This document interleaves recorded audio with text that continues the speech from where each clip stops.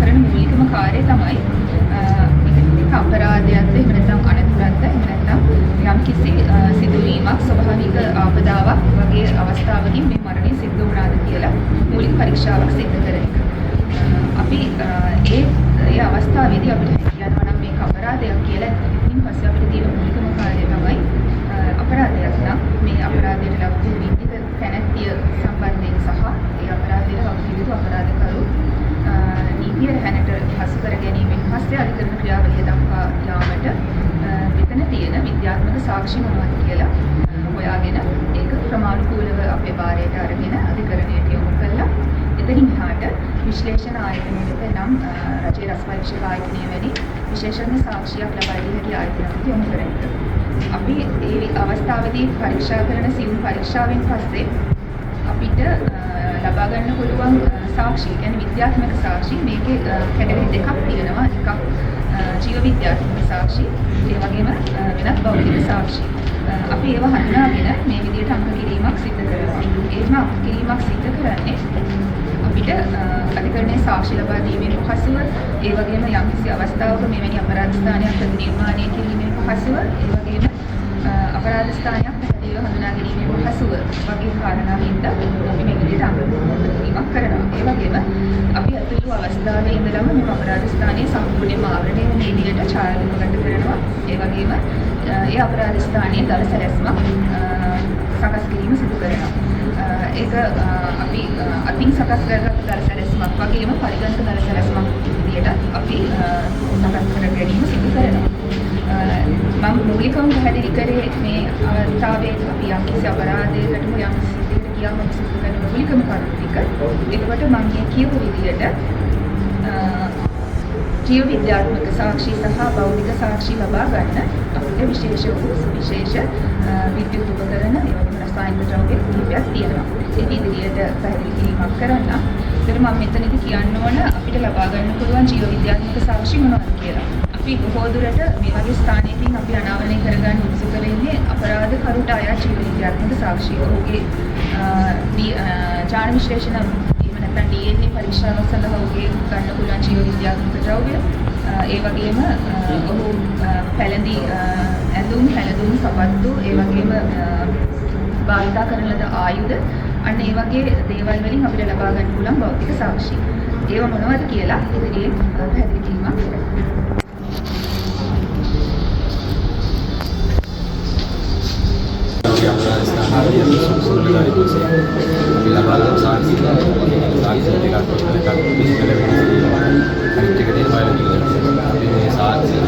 ලබා ගන්න තමයි අපි වගේ ඉක්විප්මන්ට් එක පාවිච්චි කරනවා.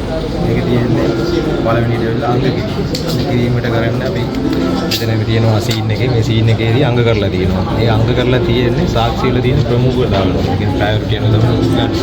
ඒක අංග එකට තියෙන පොදුරට මේ වගේ මර්ඩර් කරි මොකරි සිද්ධියක් කළා දෙනවා. ඒ කියන්නේ පොඩි එකක් තියෙනවා නම් අපි පොදුරට තියෙන අංග එක ඊට පස්සේ කියන එවිඩන්ස් අනුව තමයි ඉලෙන්ග කරන්නේ.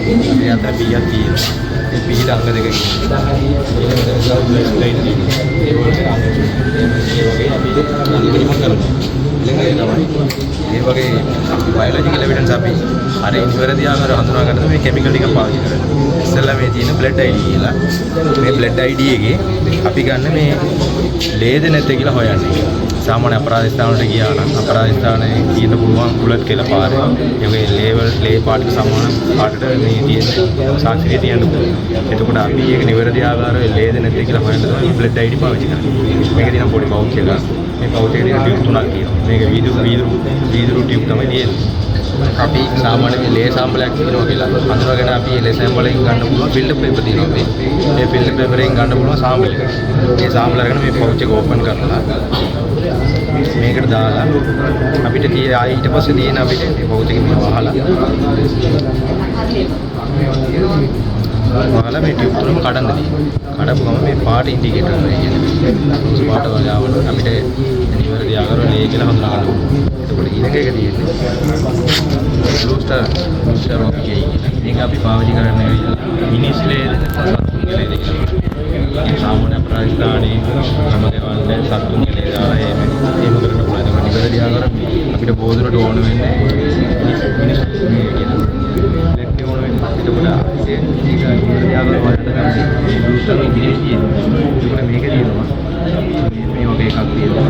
ඉතින් දාලා අර ඉන්ඩිකේටර් එක නිකම් පාස්ලා තිබ්බා ඒක මට්ටමට ගිහින් හොයාගන්න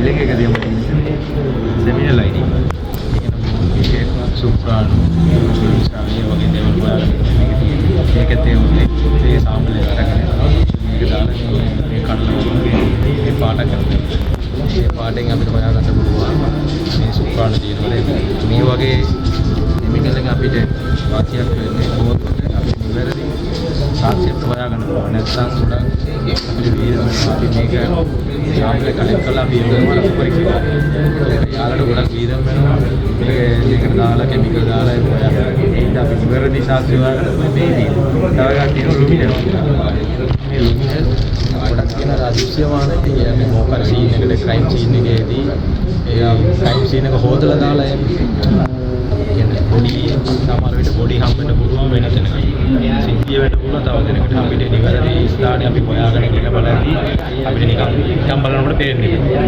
අපි මොකක්ද කට උත්තරෙන් හරි ප්‍රකාශ ස්ටේට්මන්ට් එකක් අපිට මේ තමයි ස්ථානය කියලා නිශ්චිත කරලා අපිට එතනින් අපිට සාක්ෂි හොයන්න වෙනවා ඒකට අපි මේක පාවිච්චි කරන තමයි මේකේ තියෙන ලුමිනස් මේකේ තියෙන පවුඩර් එක මේ පවුඩර් එකයි මේක දැන් ක්වොන්ටිටි එකක් තියෙනවා දාලා කවල කරලා ස්ප්‍රේ කරන්න කලින් ඒ ස්ථානේ කළු කරන්න ඩාර්ක් කලර් එක ගාපු ගමන් මේ පාට වගේ සම ලුමිනස් පාට ඉන්ඩිකේටර් එතකොට අතන සාම්පල් ගන්න පුළුවන් මේක අවුරුදු 3-4 ගියොත් ගන්න පුළුවන් මේක වෙන කොටසක් තියෙනවා ඒ වගේ මේ අපි සාමාන්‍ය සුපෝන විතරක් මේ ටෝස්ට් තුනක් තියෙනවා මේකට ගන්න වෙර්සලයිට් තියෙනවා ඒක ගොඩක් අර සේචි කියලා ආයතනය තමයි මේක මිලදීගෙන අපේ පොලිසිය දීලා තියෙනවා මේකෙන් අපිට ඉස්සෙල්ලා UV කියලා එකක් තියෙනවා UV කියන්නේ අපි වල සාමාන්‍ය අපරාධ ස්ථානෙට ගියාට පස්සේ සාමාන්‍ය අර ලොකට්ටියේ තියෙනවනේ ලොකට්ටියේ දෙකක් මේ වෙනකොට ඒක ප්‍රේදී දේවල් වලට අවශ්‍ය දෙයකට ඒකෙන් තමයි මේක ගොඩක් මේක බලන්න නිකම් මේ පවුච් එකේ නිකම් බලනකොට මේ ෆයිබර් කිසිමක් පේන්නේ නැහැ මේ බලන්න ෆයිබර් පේනවා ඒකට අපිට මේකෙන් කරන්න පුළුවන් සාමාන්‍ය වාහනයක් කරන් අරගෙන ගිහලා වාහනේ දාලා ගියාම සාමාන්‍ය කුසල් එකේ හිටපු පාට ඒ වගේ දේවල් ගන්නවා මේක පාවිච්චි කරනවා අපිට ඒකට අපිට පොලිසියට මෙසේජ් එකක් දීලා අපිට පොලිසියට මේ අදාළ පාට තමයි සේව් කරලා දෙගෙන ගියේ ඒකට යාළුවට මේ ඊසි වෙනවා ඒවලදී කුසල් ට්‍රේස් කරන්න ඒකට ගේනවා බ්ලූ කියලා මේ බ්ලූ පාවිච්චි කරන අපි බොහෝමකට මේ රෙඩ් වගේ යාලා ඒකට ඒ දියවම් වෙච්චිට යනවා නිකම් බලනකොට අපි මේ සෙමිනල් ඊට පස්සේ මේ ශ්‍රාවය වෙන්නේ ඒකට අපිට පුළුවන් මේ ටෝච් එක පාවිච්චි කරලා ඒකට මේ කණ්ණාඩියක් තියෙනවා මේ කණ්ණාඩියෙන් බලනකොට අපිට වෙන අර ප්‍රාණික තියෙන දෙයක් වෙන මේක සාමාන්‍ය මේ කියන පොඩි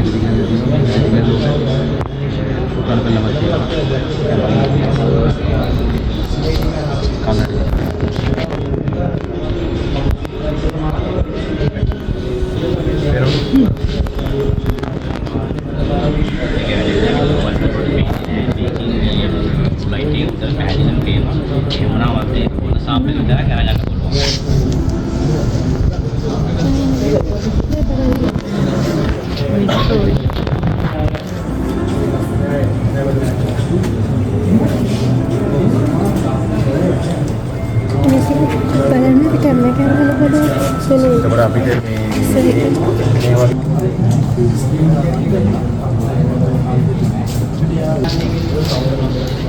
එතකොට මේ බ්ලූ එකකින් කරන්නේ මේ වගේ මේ අපිට තියෙන සාක්ෂි උදාහරණයක්. එතෙන් එක තියෙන මේ අපි මේ ඇසුරු කරන කවර් කරන අපි ගන්න ඕනේ TRT එක නිවැරදි ආකාරයට කවර් කරලා අපි රස පරීක්ෂා කරන්න ඕනේ. එතකොට ගොඩක් අර මේ ගන්න අපි ජීවිත කරන සාක්ෂියක් වුණොත් ඒක කන්ටමිනේෂන් වෙනවානේ. පරිසරෙත් එක්ක ඒකට අපි නිවැරදි ආකාරව ඒක ඇසුරු කරලා අපි කපඩා කරලා තියෙනවා අපේ ලැබ් වල තියෙනවා ගොඩක් මේ ෆ්‍රිජ් එකේ තියෙනවා ෆ්‍රිජරේටර් වල අපි තියලා තමයි උසාවි නියෝගයක් කරගෙන මේවන්නේ ඒකට පාවිච්චි කරන එක තමයි ඊළඟ එක තියෙන්නේ මේ ඩිස්ටිල් වෝටර් කියන අපි බෝතලට පාවිච්චි කරන අපි වේලිලා තියෙන ලේ තියෙනවනේ ඒව ගන්න අපි සාමාන්‍ය කොටන් බඩ් එකකින් තමයි ගන්න. එතකොට ඩිස්ටිල් වෝටරේ කොටන් බඩ් එක එමලා තමයි ඒකෙන් ගන්න සාමාන්‍ය ඩිස්ටිල් වෝටරේ. ඊළඟට මේ කප් වර්ගයෙන් ගන්න අපි ඕනරට මේ බෝම්බ පිරුවණි ස්ටාර් ඊට පස්සේ මාස් ඇක්සිඩන්ට් ෆේටල් ඇක්සිඩන්ට් ඒ වගේ තැන් වලට ගිහිල්ලා අපි මාස් එක මේක කරනවා. ඒ එකතු කරලා රස පරීක්ෂණ කරනවානේ. DNA පරීක්ෂණ වලට ඒවනම් මේක දාලා අපි ස්ටෝර් කරලා ඉහළ රස පරීක්ෂණ කරනවා. මේ දින හෙඩ් කවර් ඒවා ඒ කියන්නේ කන්ටැමිනේෂන් අඩු කරන්න අපි පාවිච්චි කරන්නේ. DLG කියන්නේ සාමාන්‍ය DLG එකකින් ඉන්නේ ගොඩක් වෙලාවට අපරාධ ස්ථානික තියෙන්න පුළුවන් සාමාන්‍යයෙන් අපිට පේන්නේ නැති ෆුට් පින් එකක්. ඒ වගේ එකක් ඒ කියන්නේ සූප් පින් එකක් හරි එහෙම නැත්නම් ඔය අපි නිකන් පාසල් වල හරි තියෙන්න පුළුවන්. අපිට ඒක බැලුවොත් පේනවත් මේ ලයිට් එක පාවිච්චි කරලා බැලුවොත් පැහැදිලිවම පේනවා මේක තියෙනවා කියලා. නමුත් ඒක අපි මාරි ටයිප් කොලෝ කරගෙන බලනකොට පැහැදිලිවම හොයාගන්න පුළුවන්. කරන්නේ ඒ සීන් එක තියෙන තැනට ගිහලා මේ වගේ print එකක් වාගත්තොත් එහෙම මේ kit එකේ තියෙනවා material film කියලා film roll මේක. මේක අපිට කොල මෙහෙම කොලයක් අරගෙන මේ back පැත්තේ print එක තියෙන පැත්තට තියලා මේකේ තියෙන high battery එකක් තියෙනවා. මේකේ high volt එක අපිට ඉන්සුලෙන්ස් කරනවා. මේ කේබල් දෙක කරා high volt එකක් මේ එළියට දුන්නාට පස්සේ වෙන්නේ මේ කොලේ magnet එකක් විදිහට කරලා අර තියෙන dust එක මේකේ ඇලෙනවා. ඇලුණාට පස්සේ මේක මේ ගලවලා ගත්ත පස්සේ මේ විදිහට print එකක් විදිහට අපිට පැහැදිලිවම ගන්නවා. ඊට පස්සේ ඒක අපි කරන්නේ අපි හොඳට පැක් කරලා මේක කොහෙද යන්නේ නැති වෙන්න අස්පර්ශ කියවන වැඩේ තමයි ඊළඟ කරන්නේ. මේකෙන් වෙන්නේ ඒක. ඊට පස්සේ ආයෙත් තව අපරාධ ස්ථාන තියෙනවා මේ වගේ පාසලකුණු තියෙන පුළුවන්, ටයර් සලකුණු තියෙන පුළුවන්. ඒ වගේ පොළව කාවැදිච්ච මේ විදිහට තියෙනවා. අපිට ඒක වෙන ගන්න ක්‍රමයක් නෑ. ගන්න තියෙන්නේ ප්ලාස්ටර් පැරිස් මේ වගේ සාම්පල් එකක් අරගෙන ඒ print එක ඒ කියන්නේ ඒ කාවැදිච්ච දැනට ඒක දාලා ඉවරලා. ඉතින් මේ වගේ අපිට මේ වත්වක් විදිහට ගලවලා ගන්න. අපි ඒක අරගෙන අපි මේක නනුපාන විදිහට අපි ගන්නවා. එකක් අනිත් එක තව අපිට මේ මයික්‍රෝසීල් කියලා කෙමිකල් එකක් තියෙනවා. මේ මයික්‍රෝසීල් කියලා හාඩ් එකේ ඒක ටච් එකක් දෙන එක අපිට පාවිච්චි කරලා අර අපරාධ ස්ථානයක දොරක් කඩන්න ගන්නකොට ටූල් එකක් පාවිච්චි කරනවා. ඒ ටූල් එකේ සලකුණේ ඒ දොරේ වදින්න පුළුවන්. ඒ කියන්නේ උළුවස්සේ. ඒ උළුවස්සේ වෙන සලකුණ අපිට පුළුවන් පැහැදිලිවම මේ වගේ මයික්‍රෝසීල් හාඩ් එක මේ කෙමිකල් එක පාවිච්චි කරලා ඒකට ගන්න. ඊට ඒ වෙලාවේ හොරා ඒ ටූල් එකේ ඒ අරන් යනවා හරි විස් කරනවා කියනවනේ. ඊට පස්සේ පොලිසියට අපි මේ සම්බන්ධයෙන් දැනුවත් කරලා ඒ ටූල් එක පොලිසියට ඇකියුස් ගත්තාට පස්සේ අපි කියනවා ඇරස් කරාට පස්සේ කටුට්ට වලින් ප්‍රකාශ කරගෙන ඒ ටූල් එක මේවට ගන්න කියලා. ඊට පස්සේ පොලිසිය ඒ ටූල් එක අස්පලිච්ච කියනවා. අපි මේක මේ පැත්තේ ටික සංසන්දනය කරලා කියනවා මේ හොරා මේකම තමයි මේ වැඩේ කරලා තියෙන්නේ. දැන් ඉතින් අපේ වලින් වෙන්නේ අපිට වෙන්නේ ගොඩක් වෙලාවට අපරාධ ස්ථානයේ සාස්ත්‍රික රසපරිඥාන ගොඩක් පොඩි කාරණා වෙලා තියෙනවා. ඊට අමතරව තව පාඩයක් තියෙනවා. අපි සීන් එකට යනකොට විතර කැඩුවා කියමු. ඒ මොදලේ විතර කන්නේ ගොඩක් උඩට කරලා තියෙනවා. ඒ සීන් එක හැමතැනම ඇවිදලා හැමතැනම අල්ලලා හැම දෙයක්ම හොයනවා. එතකොට අපිට මේ වගේ ගන්න පුළුවන් විද්‍යාත්මක ගන්න තාක්ෂණික විනාශ වෙලා තියෙනවා. ඒකෙන් අපිට අවාසි, ඒ කියන්නේ පැමිණෙන අවාසි සැකකරුට වාසියක් වෙනවා. ඒ නිසා පුළුවන් තරමක් කරන්න ඕන සීන් එකක් වුණාට පස්සේ ඒ සීන් එකට ඇතුල් වෙන්නේ නැතුව පුළුවන් තරම් අර විදිහට ෆෝන් කරලා කියන්න පුළුවන් නම් කවුරුහරි අපි ගිහිල්ලා ඒ සීන් එක බලලා අපිට ඕන සාක්ෂි ටික හොයාගන්නකම් ඒ එතකොට සැකව අල්ලලා සැකව වර්ධකාරීම කිරීමේ ප්‍රතිශත අපිට වැඩි කරගන්න පුළුවන්. ඒකෙන් සැකකරුවට පැහැදිලි මොකද දඩුවමක් දෙන්න පුළුවන්. අනිත් එක තමයි මේ අපි කිතුම් සාක්ෂි වැදගත්කමක් තියෙන්නේ. සමහර සැකකරුවන් අපි එක්කුස් කෙනෙක් ගන්නේ. නමුත් ඒ එක්කුස් සැකකරුවා ගන්න එක හරියටම එයාම දෙකර කියලා කියනවා. නමුත් අපිට මේ වගේ සාක්ෂි කරලා කියන්න පුළුවන්. මෙයා දිවේ කියන කතාව කියන්න පුළුවන්. එයා ඉදහස් කරලා ඒ වලට අර මේක ගන්න පුළුවන්.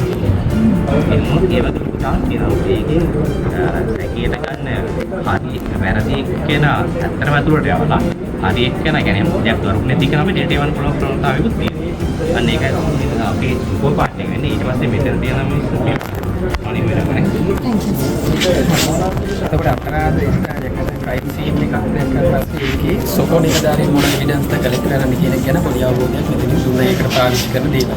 අපි කරන්නේ අපරාධ ස්ථානයකට ගිහිල්ලා මේ අපරාධය සිද්ධ කරපු පුද්ගලයාගේ ෆින්ගර්ප්‍රින්ට් එකක් තියෙනවා කියන හොයාගන්න. එතකොට ෆින්ගර්ප්‍රින්ට් ඔෆිසර් කෙනෙක් සාමාන්‍යයෙන් ක්‍රයිම් කේස් එකකට යනකොට ගෙනියන ටූල් කිට් එක තමයි මෙතන තියෙන්නේ. මෙතන තියෙන සාමාන්‍ය ෆින්ගර්ප්‍රින්ට් එකක් ක්‍රයිම් කේස් සීන් එකක තියෙන එකක් ඩෙවලොප් කරන්න අපිට ප්‍රධාන වශයෙන් ක්‍රම තුනක් තියෙනවා. සීන් එකට ගියාට පස්සේ ඒ සීන් එකේ මේ අපරාධකාරයා පරිහරණය කරලා තියෙන දේවල් වල අපිට පේන ෆින්ගර්ප්‍රින්ට් තියෙන්න පුළුවන්. ඩස්ට් එකෙන් දැන් අතන වගේ ඩස්ට් එකෙන් පේන ෆින්ගර්ප්‍රින්ට් එකක් තියෙන්න පුළුවන්. ඊට පස්සේ නොපෙනෙන ෆින්ගර්ප්‍රින්ට් තියෙනවා.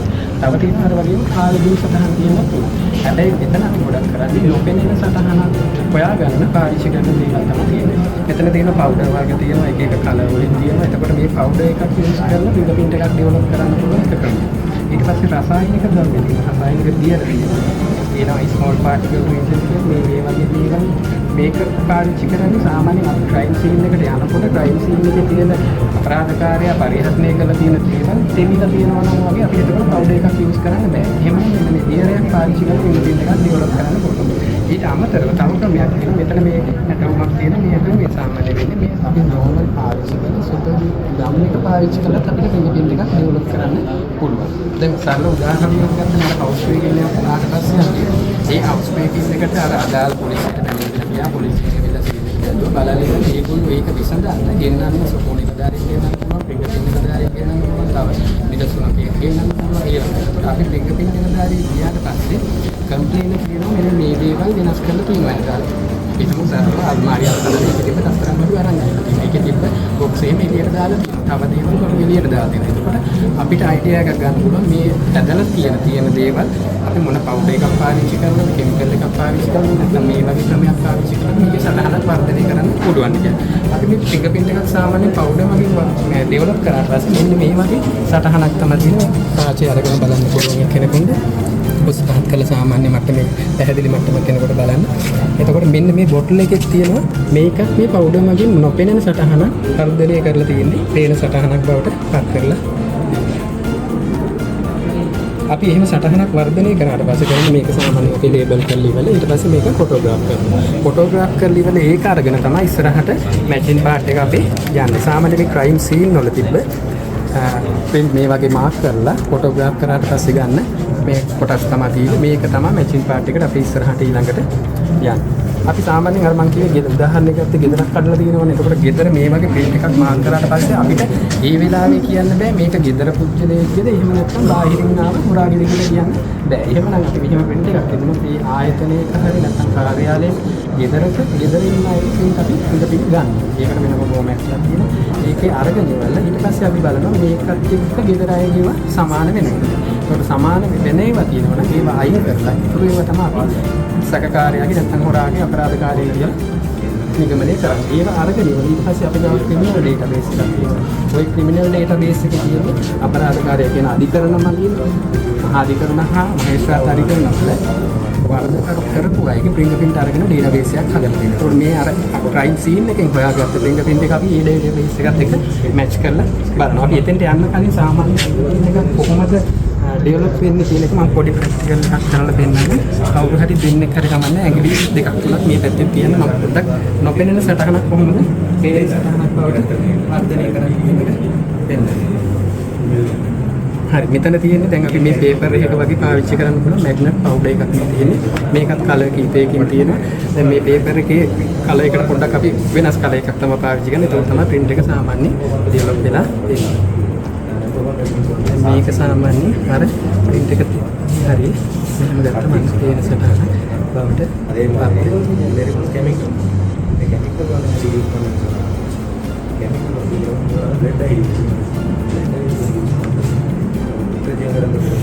තුන් දිනේ ඇඟිලි තිබුණේ නේද?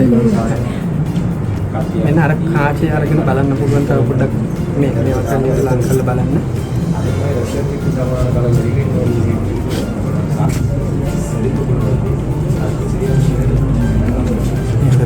පැහැදිලිව අර රේඛා නැත්නම් අපි ඕකට ෆින්ගර්ප්‍රින්ට් සයන්ස් එකේ කියන්නේ වැටි කියලා. ඒ වැටි පැහැදිලිව කොහෙටද දුවලා තියෙන්නේ, පැටර්න් එක මොකක්ද කියන එක ගැන අපිට අයිඩියා එකක් ගන්න.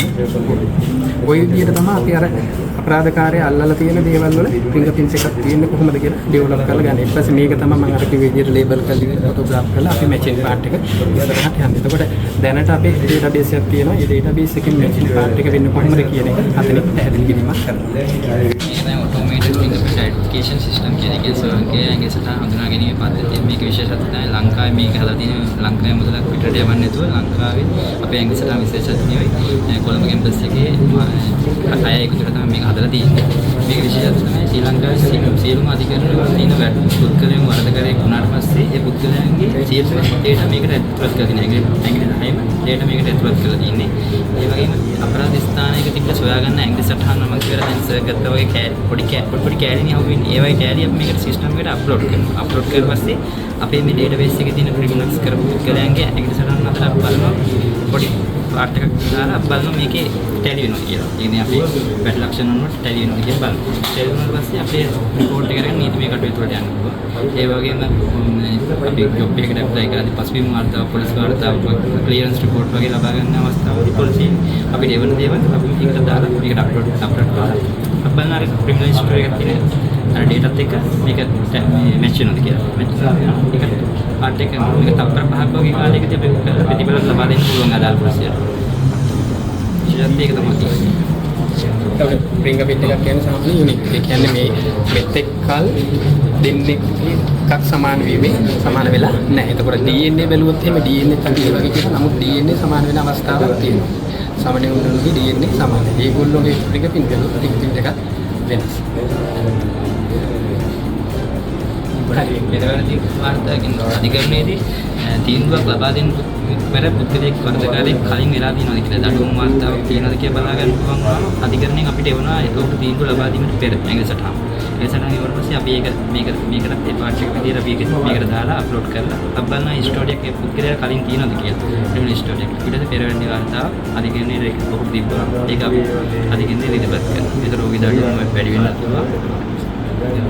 ඒ නීතිමය ක්‍රම එතනින් එහාට අනිත් එක දැන් පොලිස් වාර්තාවක් කියනකොට ගොඩක් දුරට පොලිසියෙන් ගිහිල්ලා ජොබ් එකකට යන කවුරු හරි ඉල්ලුව ගමන් දෙන්නේ නැහැ නේ. ඔකේ යාට අදාළව මොන හරි යාගේ කේසස් තියෙනවා කියලා බලනවා. ඒතකොට ෆින්ගර්ප්‍රින්ට් එකක් අරගෙන ඉස්සර තිබුණ ක්‍රමේ මේක දැන් අපි 2013 අවුරුද්දෙන් පස්සේ තමයි පටන් ගත්තේ. ඉස්සර කරේ ෆින්ගර්ප්‍රින්ට් එකක් අරගෙන ඒක දැකලා හරහා ෆින්ගර්ප්‍රින්ට් බියුරෝ එකට යවලා එහෙම වැඩ ටික ඉවර කරලා සාමාන්‍යයෙන් එනකොට ජොබ් එකට යාට යන්න බැරි වෙන අවස්ථාවක් තියෙනවා. හැබැයි දැන් තියෙන ක්‍රමවේදය අනුව අපි අද ගිහිල්ලා ඇප්ලයි කරාට පස්සේ ෆින්ගර්ප්‍රින්ට් එක ගන්න විනාඩි 3ක් වගේ ඇතුළත අපි VPN හරහා මේ සිස්ටම් එකට එවලා මේකෙන් මැච් කරලා අපි විනාඩි 10ක් විතර යනකොට පොලිසියට අදාළව දෙනවා මෙයාගේ කේසස් තියෙනවද නැද්ද කියන එක.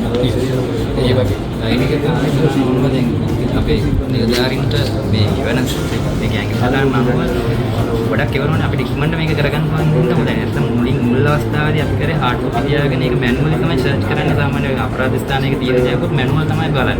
ඒක මේක ඉක්මනට කරගන්න පුළුවන් අප්‍රාධානක ඇතුළු කරගන්න පුළුවන් නේද? මේක ගොඩක් හොඳ ශ්‍රමයේ ඇතුළේ නිලධාරීන්ගේ කාර්යක්ෂමතාවය වැඩි වෙනවා.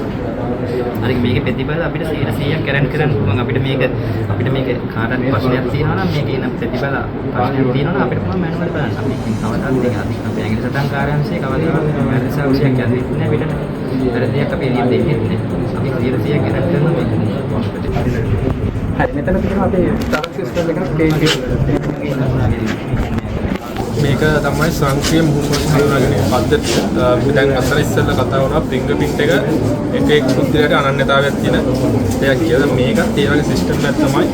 අපේ එක පුද්ගලයා තියෙන මුහුණේ තියෙන මාජින් වලට තමයි අපි මේ සිස්ටම් එකේ පුද්ගලයන් හඳුනා ගැනීමක් කරන්නේ. මේකත් එක පුද්ගලයාට අනන්‍යතාවයක් තියෙන සිස්ටම් එකක්. මේක ඇමරිකාවේ සොෆ්ට්වෙයාර් තමයි. මේ ඇමරිකාවෙන් තමයි අපිට මේක ඩොනේෂන් එකක් දෙලා හම්බෙන රෑන්ක් 1 කියන සොෆ්ට්වෙයාර් එක 2022 තමයි ශ්‍රී ලංකා පොලිසියට මේක ගන්නෙ.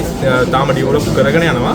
මම කියන්න කොහොමද මේ වෙන්නේ කියලා. මේ වලට පේනවා මෙතන මේ ෆොටෝස් දාලා තියෙන ගැලරි ෆෝල්ඩර්ස් විදිහට අපි හදලා තියෙනවා. ගැලරිස් හදලා තියෙනවා. මේකට අපි දෛනිකව පොලිස් වලින් ඇරස් කරනවා. කොළඹ ප්‍රදේශයේ සහ මේ අවට ලංකාවේ පොලිස් වලින් ඇරස් කරන කට්ටියගේ ෆොටෝස් අපිට දෛනිකව අපේ බ්‍රාන්ච් එකට එවනවා. මෙයාලා ඇරස් කරලා තියෙන මේ විස්තර ටික මේක ඇරස් කරපු හේතුව මේක කියලා එවනවා.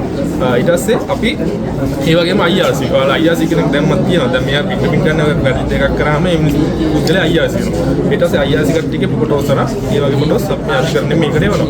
එවුවම අපි මේ සිස්ටම් එකේ මේ ෆොටෝස් දාලා තියෙන මේ විදියට පේන විදියට ඊට පස්සේ දැන් මේ ෆොටෝස් දාලා අපි ඩේටාබේස් එකේ විදියට හදලා තියෙන එක කොහේ හරි සිදුවීමක් කළා CCTV හෝ අදාළ වැරදිකරුගේ ඡායාරූපය අපිට මේ අපේ බ්‍රාන්ච් එකට යොමු කරාම අපි කරන්නේ පුද්ගලයාගේ ඡායාරූපය ගන්නවා. CCTV එක ගැන CCTV එක කැප්චර් කරලා ගන්නවා. ඡායාරූපය අපිට ගන්න පුළුවන්. ඒක අරන් මේ වගේ අපි මේ සිස්ටම් එකේ රන් කරලා බලනවා. මේ සිස්ටම් එකට අපි දාපු ෆොටෝස් වල මේ පුද්ගලයා මීට ඉස්සෙල්ලා වැරද්දකට අහු වෙලා තියෙනවා කියලා. ඉතින් එතකොට මේ සිස්ටම් එකෙන් මුහුණෙන් ස්වරූපෙන් මේ පුද්ගලයා හඳුනා ගැනීම සිදු කරලා ඒ පුද්ගලයාට සමාන පුද්ගලයෝ ඉන්නේ කවුද කියලා අපිට එවනවා. දැන් මේකේ 100ට මේ ෆොටෝ එකේ දැන් මෙතන ඉන්න අනිත් එක්කෙනා එයාමයි 99 අපිට percentage එකක් වශයෙන් කියන්න පුළුවන් මේ පුද්ගලයාමයි කියලා. මේකේ ෆොටෝ එකේ ක්වොලිටියත් එක්ක වෙනස් වෙන අවස්ථා තියෙනවා. දැන් මෙතන මේ පල්ලෙහා තියෙන ෆොටෝ එක තමයි මේ ෆොටෝ එක එයා පොඩි කාලේ ෆොටෝ එක. ඒකට 83ක් තියෙනවා. සාමාන්‍ය 80කට වඩා ඇකියුරසි එකක් තියෙනවා කියන්නේ ඒ පුද්ගලයාම කියලා තමයි අපි නිර්ණය කරන්නේ. ඉතින් මේක තමයි සිස්ටම් එකේ මූලික සිදුවෙන කාර්යය. ඒ වගේම මේ සිස්ටම් එක මේ වෙද්දී කටුනායක බණ්ඩාරනායක ජාත්‍යන්තර ගුවන්තොටුපළේ ස්ථාපිත කරලා තියෙනවා. මම ඒක පෙන්නන්නම්.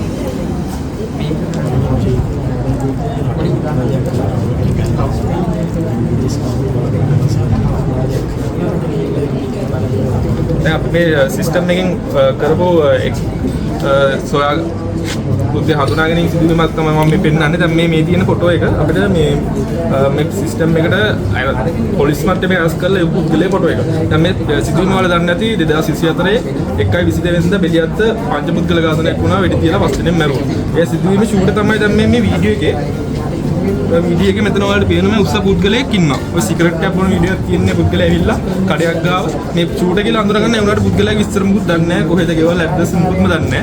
ඉතින් ඒකින් තමයි මේ වීඩියෝ එක අපිට එවනවා. අපි මේ ඉන්ටර්නෙට් වීඩියෝ එකේ කැප්චර් කරලා ගන්න ෆොටෝ එක තමයි මම මේ වලට පෙන්නලා තියෙන්නේ. ඉතින් මේ පුද්ගලයා අපි මේ ඉස්සෙල්ලා අපේ ඩේටාබේස් එකේ ෆොටෝ එක ඉවල තිබිච්ච ඉඳලා මේ පුද්ගලයා අපි කවුද කියලා හඳුනන පොලිසිය විමර්ශන සඳහා ඉදිරිපත් කරනවා. මේක විශේෂත්වය තියෙන්නේ දැන් අරක අධිකරණයට ගෙනියන ෆින්ගර්ප්‍රින්ට් එක අධිකරණයේ සාක්ෂියක් වශයෙන් ඉදිරිපත් කරන්න පුළුවන්. මේක තාම ඩෙවලොප් වෙමින් පවතින එකක් හින්දා මේක තාම අපිට සාක්ෂියක් වශයෙන් ඉදිරිපත් කරන්න බෑ. මේක පොලිස් නිලධාරීන්ගේ විමර්ශනය සඳහා සහායක් විදිහට තමයි මේ සිස්ටම් එක දැනට පවත්වාගෙන යන්නේ. ඉදිරියේදී මේක දැන් සාකච්ඡා මට්ටමේ තියෙනවා නීතිපතිතුමාට මේක යොමු කරලා තියෙන්නේ.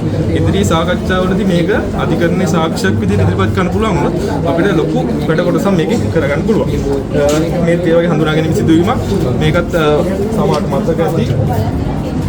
ආදුරු ප්‍රීති සෙල් එක ඇතුලේ ඉන්න පුද්ගලයෙක්ට වස දෙනවා. ඒ ඉන්නේ මේ ඉන්නේ ඔයාලට පේනවා දැන් මෙතනින් එක්කෙනෙක් ඇල්ල සල්ලි මාරු කරන් අරන් යනවා.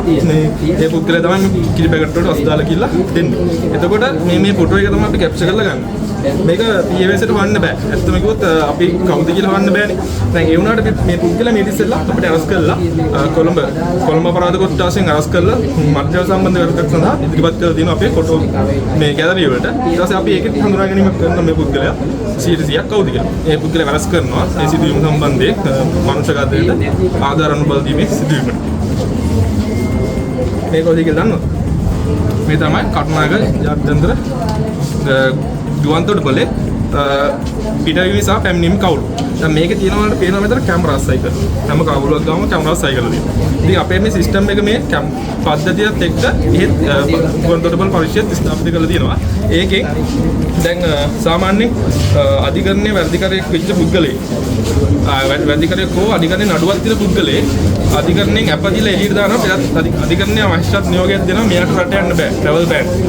ඒ වුණාට දැන් තියෙන ට්‍රෙන්ඩ් එක තමයි මිනිසුන්ගේ අපරාධකාරී වැරද්දක් කළා ලංකාවේ ඉන්නේ නැහැ. ගොඩක් දුරට පිටරට යනවා. එහෙම යන්නේ එයාගේ ඔරිජිනල් ඩීටේල්ස් වලින් නෙමෙයි එයාගේ ෆේක් ඩීටේල්ස් භාවිත කරලා. මේ වගේ සිදුවීමක් මේකත් LPT PHI කෙනෙක් ඝාතනය කරන සිදුවීමේ මේ ආධාරණ පුද්ගලෙක් අපේ CID ඉන්ක්වයරි එකකින් එනවා මේ පුද්ගලයා අවශ්‍ය කරනවා කියලා. පුද්ගලයා හොයාගන්න හිටියේ නෑ මිසින්. ඒ වුණාට අපිට එයාපෝට් එකට ෆොටෝ එක දාන්න වෙනවා. මේ පුද්ගලයා අවශ්‍ය කරනවා එයාපෝට් එකේ යන්න ගියොත් රට යන්න ගියොත් අරස් කරන්න කියලා. ඊට පස්සේ අපිට මේ ෆොටෝ එක ගන්න මෙයාගේ සත්‍ය නම පාතිනි දේව දිවංග මහානාහරගේ තමයි මෙයාගේ සම්පූර්ණ නම තියෙන්නේ. පරිණාම තියෙන්නේ. ඒ වුණාට මෙයා මේ සිදුවීම් මාසයකට පස්සේ රට යන්න යන සම්පූර්ණ වැරදි ඩීටේල්ස් වලින් තමයි පාස්පෝර්ට් සහ ID හදුවේ. එතකොට මේ ට්‍රැවල් බෑන්ඩ් එක තිබ්බට මෙයාව කවදාවත් එයාපෝට් එක හඳුනා ගැනීමක් කරන්න බෑ. මෙයා යන්නේ වෙන විදිහට. ඒ වුණාට අපි ආ සිස්ටම් වල ෆොටෝ එක දාලා තිබිච්ච ඉඳලා මේ පුද්ගලයා මෙතන එනවා. මේ ඩොකියුමන්ට්ස් බාර දෙන්න එනවා. එනකොට 192ක් මේ පුද්ගලයා කියලා හඳුනාගෙන මේ පුද්ගලයාව CID එක වගේ ටැස්ට් එකක් කරනවා. ඉතින් මෙයාගේ සිස්ටම් එකක් තමයි මේක තියෙන්නේ. දැනට තාම ඉදිරියේදී තව ඩෙවලොප් කරගෙන යනවා. අවුට්ෙන් එක අප්ඩේට් වෙනවා. බලමු ඉස්සරහට මේකෙන් ලොකු දෙයක් ශ්‍රී ලංකා පොලිසියට සහ රටේ ජනතාවට දැන් අපි අපි මේ වැඩසටහන ඇත්තටම පැහැදිලි කරනවා මේ වැඩසටහන අපි මේ ඔයගොල්ලන්ගේ විශ්වවිද්‍යාල උග වෙලා කැම්පස් එකේ ඩීන් සර්ගේ ආරාධනෙන් අපි ආවට ඇත්තටම වැඩසටහන මෙහෙට විතරක් අපි කරන වැඩසටහනක් නෙමෙයි. ශ්‍රී ලංකා බන්ධනාගාර දෙපාර්තමේන්තුවේ මේ වගේ වැඩසටහන් අපි ඉස්කෝලවල ළමයි වෙනුවෙන් ලංකාව පුරාවට යනවා. ඒ වෙන්නේ අපි මොකද ඒක අපේ ප්‍රධානම අරමුණ තමයි බන්ධනාගාරය කියන්නේ අවුත් තැනක්. ඒ බන්ධනාගාරය කියන්නේ තාප හතරකින් වැඩ වෙච්ච කාටක සමාජයට පිළි නැති වෙනම සංසිද්ධි ගණනාවක් කියන සමාජයේ කිසිම තොරතුරක් නොදන්නා දේවල් බන්ධනාගාරය තුළ සිද්ධ වෙනවා. මේ කාලය තිස්සේ මේ බන්ධනාගාරය තුළ මේ හැම සිද්ධියක්ම බන්ධනාගාරයට ආවේනික විදිහට බන්ධනාගාරයේ සීමාව තුළම වැළලලා තියෙනවා. නමුත් දැන් අපි කල්පනා කරන මේ වෙනකොට මේ බන්ධනාගාරයේ සංස්කෘති බන්ධනාගාර තාප හතරේ වැළලෙන්න ඕනේ නැහැ. ඊට වඩා මේවා සමාජගත වෙන්න ඕනේ. හේතුව ඒ තුලින් තමයි එළියේ ඉන්න සමාජය නිවැරදි කරන්න පුළුවන් කියන අපිට මේ පොඩි පැහැදිලි කිරීම කරනවා ආයෙත් පුළුවන් ආන්න කැමති නම් ඒත් එක්කම අපේ වැඩසටහන යන්නේම මේ පොඩි පැහැදිලි කිරීමත් එක්කම වීඩියෝ එකක් ඉතින් මේකට විනාඩි 5ක විතර කාලයක් අපි මේ සම්පූර්ණ ගත වෙනවා. කැමති නම් අහන්න පුළුවන්, කැමති නම් මැදදී ඇටි කියන විදිහට වල යන්න පුළුවන්. කෙසේ නමුත් මම මේ කීකීදී අපේ අරමුණ හැදුනේ ඒකයි. අරමුණ හැදුනේම ලංකාව තුළ අපි මොන ෆැකල්ටි හිටියත් මොන තරන්දෙක හිටියත් සුදුද කළුද මොන මට්ටමේ හිටියත් අපි වෘත්තිය මොකක් වුණත් අපේ මේ ජන ජීවිතය තුළ ගලාගෙන යනකොට අපි කනවා බොනවා මැරෙනවා ලෙඩ වෙනවා උසාවි යනවා අධිකරණයේ දිනනවා මේ කියන පද්ධතිය තුළ අපි අපේ භූමිකාවක් තියෙනවා. එතකොට අපිත් මේ ඩක්ටරේ මේ දංගලේ එක පුරුපක්. ඒ කියන්නේ යුක්තිය බඳින්නේ ක්‍රියාමාර්ගයේ වරදක් කරනවා, පොලිසියක් තියෙනවා, අල්ලනවා, අධිකරණයක් තියෙනවා. ඊට පස්සේ ඒක එක පැත්තකින් වෛද්‍ය විද්‍යාත්මකව මේවා තහවුරු කරනවා. ඊට පස්සේ මේක තහවුරු වුණාට පස්සේ මේ පුද්ගලයා අධිකරණයේදී වැඩිකාරයෙක් වෙනවා. වැඩිකාරයෙක් වුණාම දඬුවම් දෙන්න තැනක් තියෙනවා. අන්නේ දඬුවම් දෙන දැන් නියෝජනය කරන ආයතනය තමයි ශ්‍රී ලංකා බන්ධනාගාරය.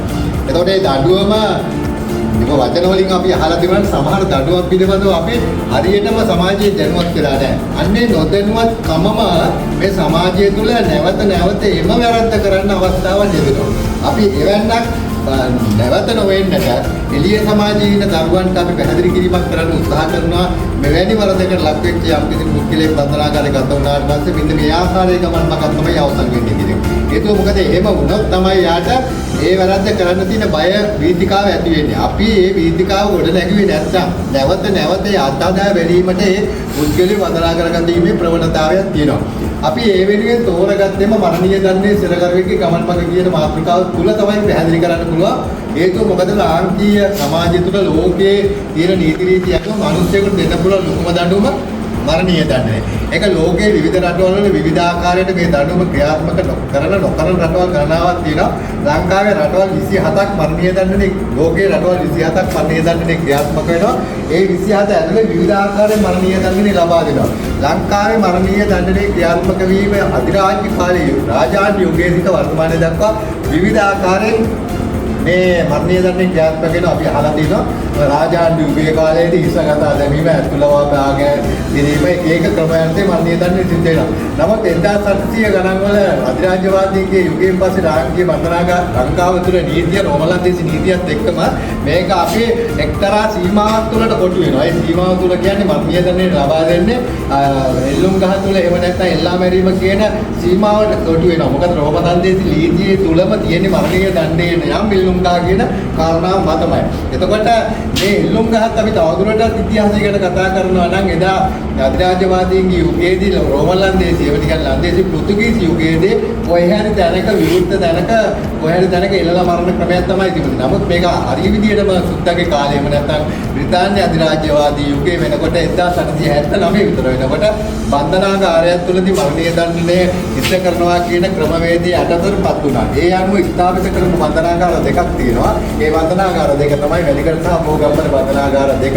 දැන් එතකොට එල්ලුම් ගහ ක්‍රියාත්මක කිරීමේ ඓතිහාසික සාහිත්‍යමය යුගය මම පැහැදිලි කළා. ඊළඟට මම පැහැදිලි කරන්න ඕනේ එවැනි දඬුවමකට ලක් වෙන්නේ කවුද කියන එක. අපි එල්ලුම් ගහ ගැන කතා කරනවා. එල්ලුම් ගහට ලක් වෙන්නේ කවුරුද කියන එක දැනගන්න ඕනේ. ලංකාවේ එල්ලුම් ගහ මරණීය දඬුවම කියන එක සිද්ධ වෙන්නේ මොන ආකාරයෙන්ද කියන එක නොදැනුවත්කමත් බන්ධනාගාරගත වීමට විශේෂ හේතුවක් වෙනවා. උදාහරණයක් විදිහට ලංකාවේ මිනිස්සුන්ගෙන් අහුවොත් එම එල්ලන මරන්න කරන වැරදි මොනවද කියවොත් එක්කෙනෙක් දෙන්නෙක් කතා කරලා කියයි මාත්‍ය හරි මොකක් හරි කියලා මේ මිනිස්සෙන් මරුවහම කියලා. ඔව් ඒකේ පොඩි ඇත්තක් තියෙනවා. ලංකාවේ එල්ලලා මරන්න තියෙන වැරදි පහක් තියෙනවා. පහෙන් එකක් තමයි තවත් මනුස්ස ඝාතනයක්. ඒ කියන්නේ දඬනීති සංග්‍රහය 296 වගන්ති යටතේ සාපරාධී මනුස්ස ඝාතනයකට දඬුවම් මරණීය දඬනය. ඒ වගේම තමයි ඊළඟ එක තමයි ප්‍රමුඛම වැරද්ද තමයි විෂමද්‍රව්‍ය ආඥා පනත යටතේ හෙරොයින් අයිස් කියන කුලක යටතේ තියෙන ඕනෑම මද්‍රව්‍ය සන්තකේ තබා ගැනීමට දඬුවම මරණීය දඬනය. එතකොට මේ අපිට මට මේ විතර ඉන්න ඉස්කෝලේ දඬුවම් නෙමෙයි වුණාට මම ඒගොල්ලෝ කියලා හිතාගෙන කතා කරනොත් එහෙම ඇත්තටම මේ ළමයින්ට කියන්න අවශ්‍යතාවය තියෙන්නේ මේ ළමයි මේ හෙරොයින් එහෙම නැත්නම් අයිස් කියන මේ කුලක ඇතුළේ තියෙන මද්‍රව්‍ය වල තියෙන භයානකම නොදන්නා කමම තමයි අද පාසල් පද්ධතිය තුළ යහපත් නාපටිච්චදී පැහැදිලි කරන විදිහටම මේක ඇතුලේ තියෙන මද්‍රව්‍ය ගමන් මගේ ආරම්භක තැනක අපේ ළමයි නැතිලා ඉන්නවා. ඒක කොහොමද ඒක වෙන්නේ? ඒක වෙන්නේ මම කියන්නේ ඉස්කෝලේ 7 8 9 10 එලෙවල් කරන ළමයි කුඩු ගංජා ගහනවා කියලා. නමුත් ඒ ගංජා ඒ මට්ටමට යන්න ඕන ගමන් මගේ පළවෙනි පියවර තමයි ওই ටැබ්ලට් එහෙම නැත්නම් පුවක් එහෙම නැත්නම් ඔය අපි කියන්නේ බාබුල් පුවක් කියලා. ඒ කියන්නේ මත්වීමට අදාළ යම් දෙයක් හපනවා නම් ඒ මත්වීමේ අවසානයේ හෙරොයින් ගංජා එහෙම නැත්නම් අයිස් කියන මද්‍රව්‍ය දක්වා ගමන් මගේ අනිවාර්යයෙන් ගමන් මගට පිවිසෙනවා.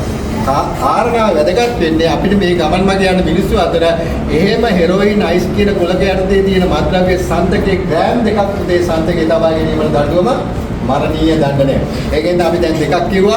සාමාන්‍ය මනුස්ස ඝාතනය, විෂමද්‍රව්‍ය ආඥා මනත යටතේ අර කියන මද්‍රව්‍යයෙන් ග්‍රෑම් 2ක්. ග්‍රෑම් 2 කියන ප්‍රමාණයත් හඳුනන්නේ නැහැ අපේ දරුවෝ. ග්‍රෑම් 2ක් කියන්නේ අපි දන්නේ කිලෝ එකක් වගේ කියන එකක් විතරයි අහලා තියෙන්නේ. අපේ ගෙවල් වලට උරු වෙලා තියෙන කිලෝ එකක් ග්‍රෑම් 500, ග්‍රෑම් 250න් අඩු බඩුවක් ගේන්නේ නැහැ ගෙවල් වල.